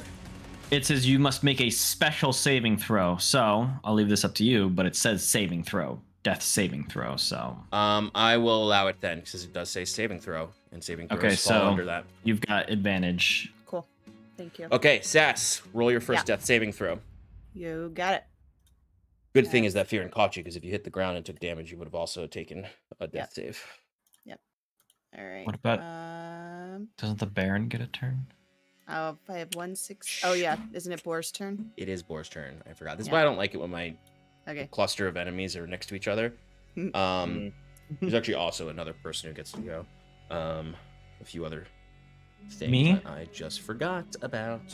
That's what I'm here for. Maybe some fire damage on boars. Sean, I think my tentacle's gone too. Yeah. Let me take that off. Get it out of here. Get it out of there. Make some space. Make some room. Those two are going looking for Jaquet after he yelled at them. The second in command is going to try to grab Fyrn's leg. Fyrn is gone. I'm here. I'm just almost. It's okay. I stepped away. Okay, so he's gonna make a he uses grab. I'm gonna give him disadvantage because he's hanging off the wall. How's he gonna reach around those massive thunder thighs? I'll say that's why he doesn't hit you with a 13. He can't quite grab those thunder thighs to pull you down or pull himself up into the grapple. Yeah, he's like, ooh. Yeah, he went to grab you and he felt the muscles and he went, ooh, and forgot what he was doing. But the Baron now is up. He sees the Baron. Sorry, his name is. I'm sorry. That's the stat block I'm using. Is called the Baron something. Boars is now up. He sees that Fyrn is sort of busy with Sass. He sees two people in front of him. Bruce is the first one. He comes up to Bruce. Ooh. And Bruce, like you're like. As he comes up, and he's just this burning armor. You can see his skin on his neck is searing as he just brings the great sword down with disadvantage, of course. For a 14 to hit. Still hits. Okay. Boy, we need to get you some fucking armor. Okay, so that is going to be 10 points of slashing and 5 poison. So 15 total.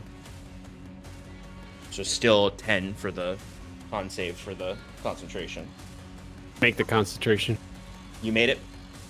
Yes, sir. Okay, does a 13 hit? What was that? I'm sorry, your mic didn't catch it. Sorry, yes, I didn't realize I muted as I said. Yes, it does hit. Okay. Okay, so that is going to be oh my god, I have too many stat blocks up. Where the hell is it? Okay. So just kill a few of them off. Just 12 slashing damage and 6 poison, so 18 total. Still a 10 for the saving throw for the concentration. No, it just means you need more screens on your desk, Sean. I know, right? I actually did think about putting another screen up. Where were you at, Bruce?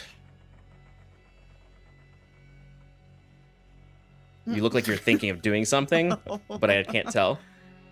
Get that face. Okay, well, I'm gonna keep going with his turn. He's gonna after he brings this sword down into you, Bruce. Twice. Oh no, Bruce is down. No, sweet boy. Yeah. No. I was trying to figure out if I could do something else. Oh no. To keep him up, but no, that's it.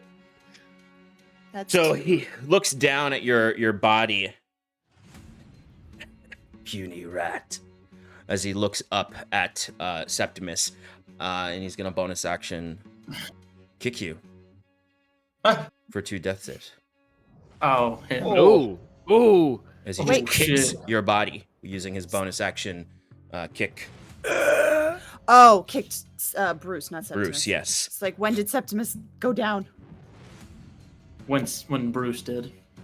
And he looks to Fyrn, who has Sass in his arms, also unconscious, he looks to Septimus. Give up. You were defeated. Saskia, give me a death saving throw.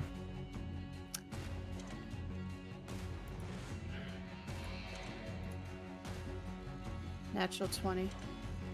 You are up with 1 HP as he says, give up. Sass, you hear this somewhere in the ether. Fuck you. As your patron maybe whispers in your ear, never give up. As your eyes open up and you are back in the fight. Hell yeah. Great. All right, Septimus, you're up. You just saw him kick an unconscious body of Bruce as he looks you directly in the eyes and tells you to give up.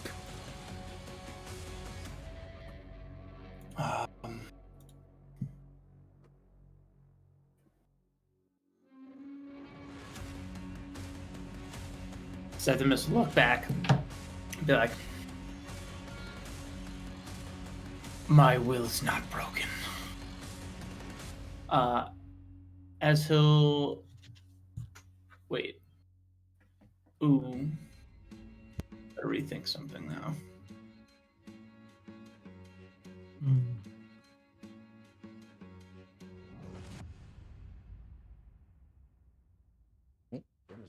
Can't tell you.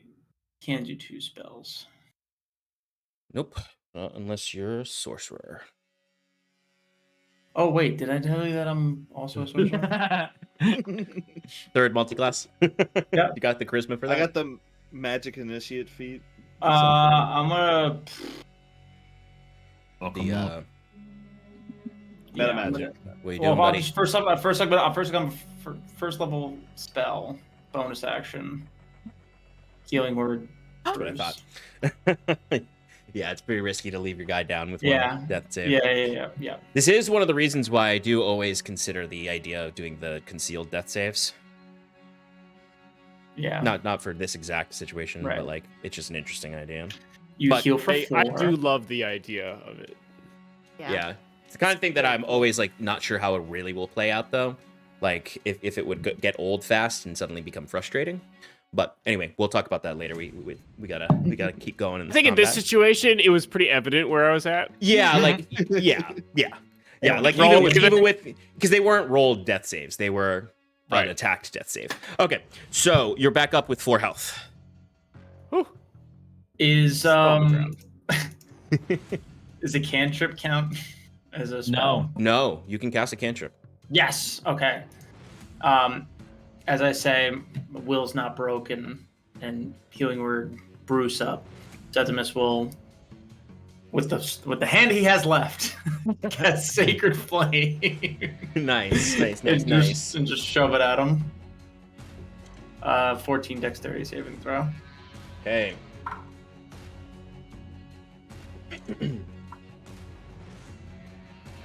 Oh, I'm sorry, but he got a 15. Yeah, that sounds about right. As I imagine, you say this as you raise Bruce up, his eyes open. Literally, this guy just said, "Give up," and your 2 downed allies woke up. And he kind of looks at you as the sacred flames ripple across the, the cooling plate armor, because the heat metal would have went down with Bruce. He just sort of brushes it off his shoulder. Fancy tricks. Don't do anything. As he just gets his sword ready for his next attack. Oh dear. But that's not for a while. Jaquet, you are up. I'm in danger. So the 2 guys coming up for me, they were spearmen. One of them is a trick shot and one of them is a spearman. Mm. The trick shot is first in there. The one in the doorway is the spearman.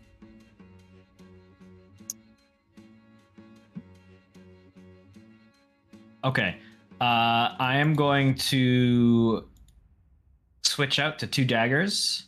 Okay. I am going to run down the stairs screaming. I'm going to attack if possible, if I What can. does that sound like? I would like to attack the guard if possible, if 30 feet gets not me. the trick shot. Not the trick shot. So it looks like I can There be is in 5. You engagement can get range. between them without provoking opportunity attack. So I'm gonna attack with main hand. What's your movement speed? 30. So it wouldn't get you quite up to that guard. It would get you 5 feet away. Feline agility. I figured. then. I just wanted to give you the chance to say it. And then gonna attack with my main hand on the guard. Okay, go for it.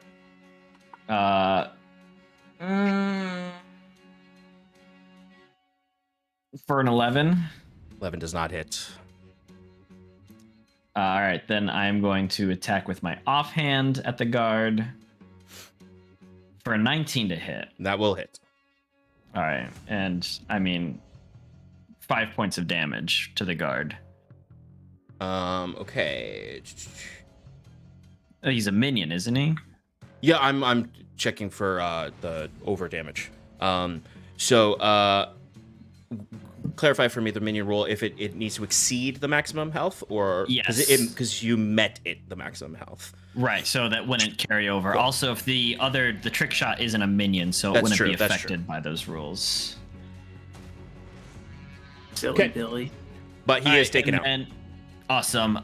Bonus action disengage, and then run further into the room. If I can get behind that central pillar. Okay, and you when you use feline agility, that doubles your speed, 60, right? Yeah. Okay, so you have 25 feet.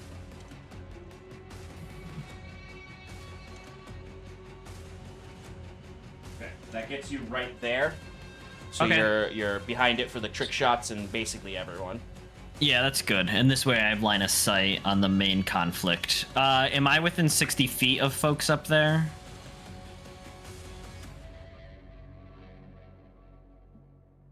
You are 60 feet away from the second in command, 65 feet away from the cluster of enemy and allies. All right. If I could move up a little bit while still maintaining kind of cover from the other trick shots. If you move there, you'll maintain cover from the trick shots and be able to hit boars. All right, cool. That's what I'd like. Or be within 60 feet of boars. Awesome. And end turn. Excellent. All right, Bruce, you're up. Fyrn, you're on deck. Bruce, you're prone and have 4 HP. Sean, got a quick question for you. So I can look through walls and everything. In the area around me and the walls are around me, are there any like alcoves or like spaces in the walls that like could fit it, like just like spacious areas, you know, like a pocket within the like walls a pocket that could fit a person? Yeah. What a fucking question that only would come from Alex. I'm gonna say one of the crystal clusters. Yeah. I'm going to say no. It's not all uniform. Okay. Or at least not something that is person sized. If we were in a volcano. Yeah, like, that would make more sense. Rocks. Yeah, you're right. Igneous rocks. I don't know. Rocks. Igneous would be in a volcano.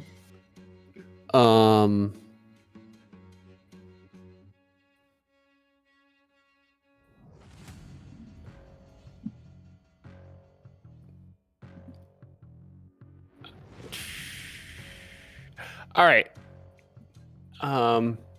Bruce is gonna get up, rather defeated. Mm-hmm. And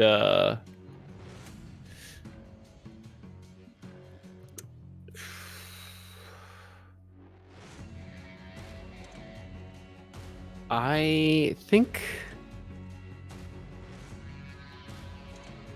Bruce is going to make his own attempt at casting Hold Person. Nice. On boars? On boars, yes. No, not Fyrn. I didn't know you had that too. Yeah. Okay, Boars fails, but you see again he bites down on something and reloads his muscles and breaks the effect. Damn witchers. He's gonna take damage though. He's gonna take 2d6 damage.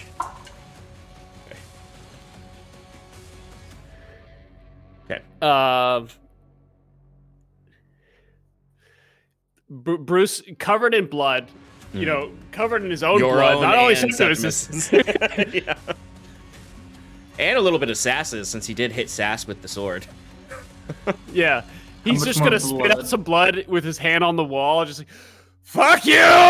And that's just gonna be his draconic cry. Oh, As a bonus hell yeah. action. Hell yeah, Bruce. Excellent. So until Bruce's next turn, everyone has advantage against Boars. Amazing. And Awesome. Bruce is gonna run away. I mean, there's nowhere to run. Never mind. Just Then run I'm in gonna stay circles. right there. Uh, Actually, you know, no, that's an action. Never mind. okay. Forget it. The artifact disappeared. You could run over there. No, the artifact's still there. That's for DM comfort. Okay. Fyrn, you were up. I do the thing. Throw sass at Boars. Drop Sass. You're holding me. No, I drop Sass and I Great. go for this stupid artifact again. Ah! I have to do this. What if nothing happens? Well, the plan, you know, well, you'll see what happens when I get this thing finally open. I got a plan. Sass, you are Fyrn prone sees- on the ground. Okay. You're gonna scream. I didn't at it. take any All right, damage Sean. from falling, There did it I? is.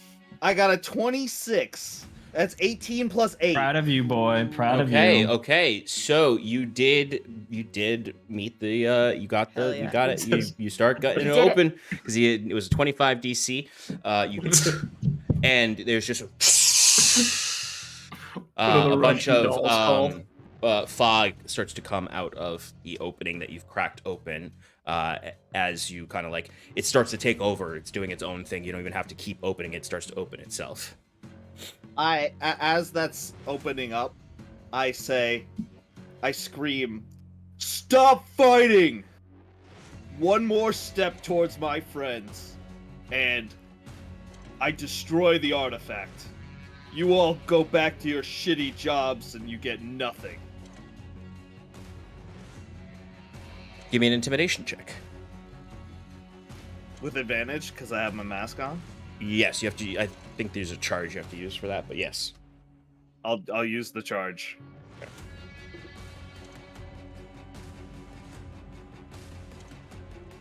5. With advantage. I got 2 6s. I've been rolling dubs all night. I got like no. 2 6s, 2 17s, 2 4s. Fyrn's voice cracked when you said that. I just start coughing from the smoke that comes out of the thing. Boris just sort of looks at you. He's like, I don't think so, man. We've got you against the wall here. You give up. We'll take the artifact, and everything's fine. You go about your day. You leave Stony Heath. I Points don't the have sword an at you. Sean, do I have an action? No, you use it to open it. You just What ripped if I open the action artifact. surged, Sean? You action surge, you will have an action. Ooh. Don't step on me. Don't swap me.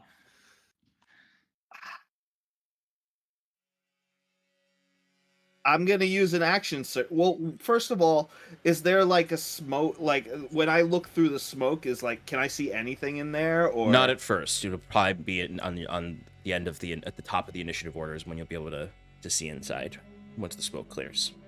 There's something in there. You could definitely see like the shape of a creature in there.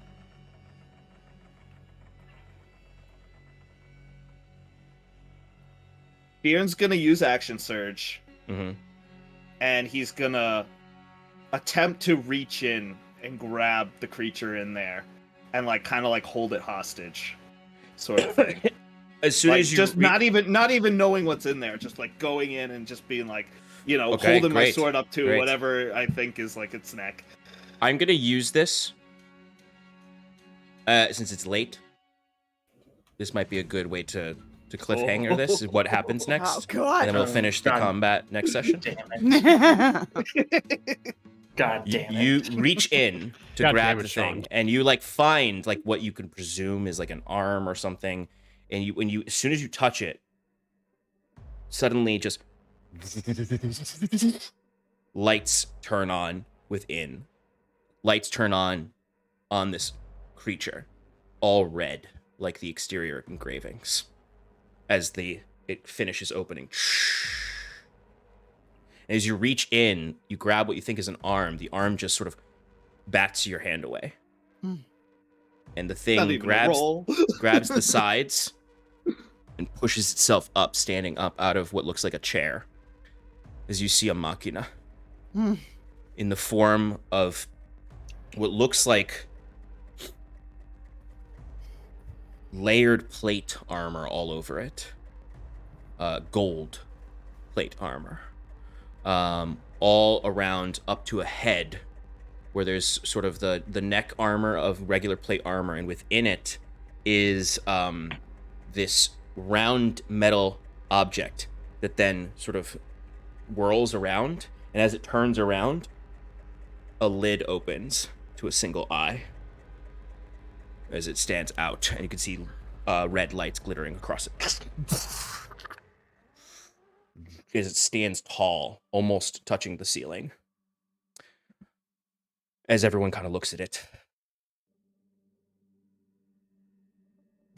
And that's where we're going to end. Oh, God damn it. As you released whatever machina slept within this It's cylinder. gold-plated, has a singular eye. It does sound quite a bit like the angel description from Omar. Yeah. No plate. You do not see any plate or tablet. But anyway, let me sit down. I've been standing for a while.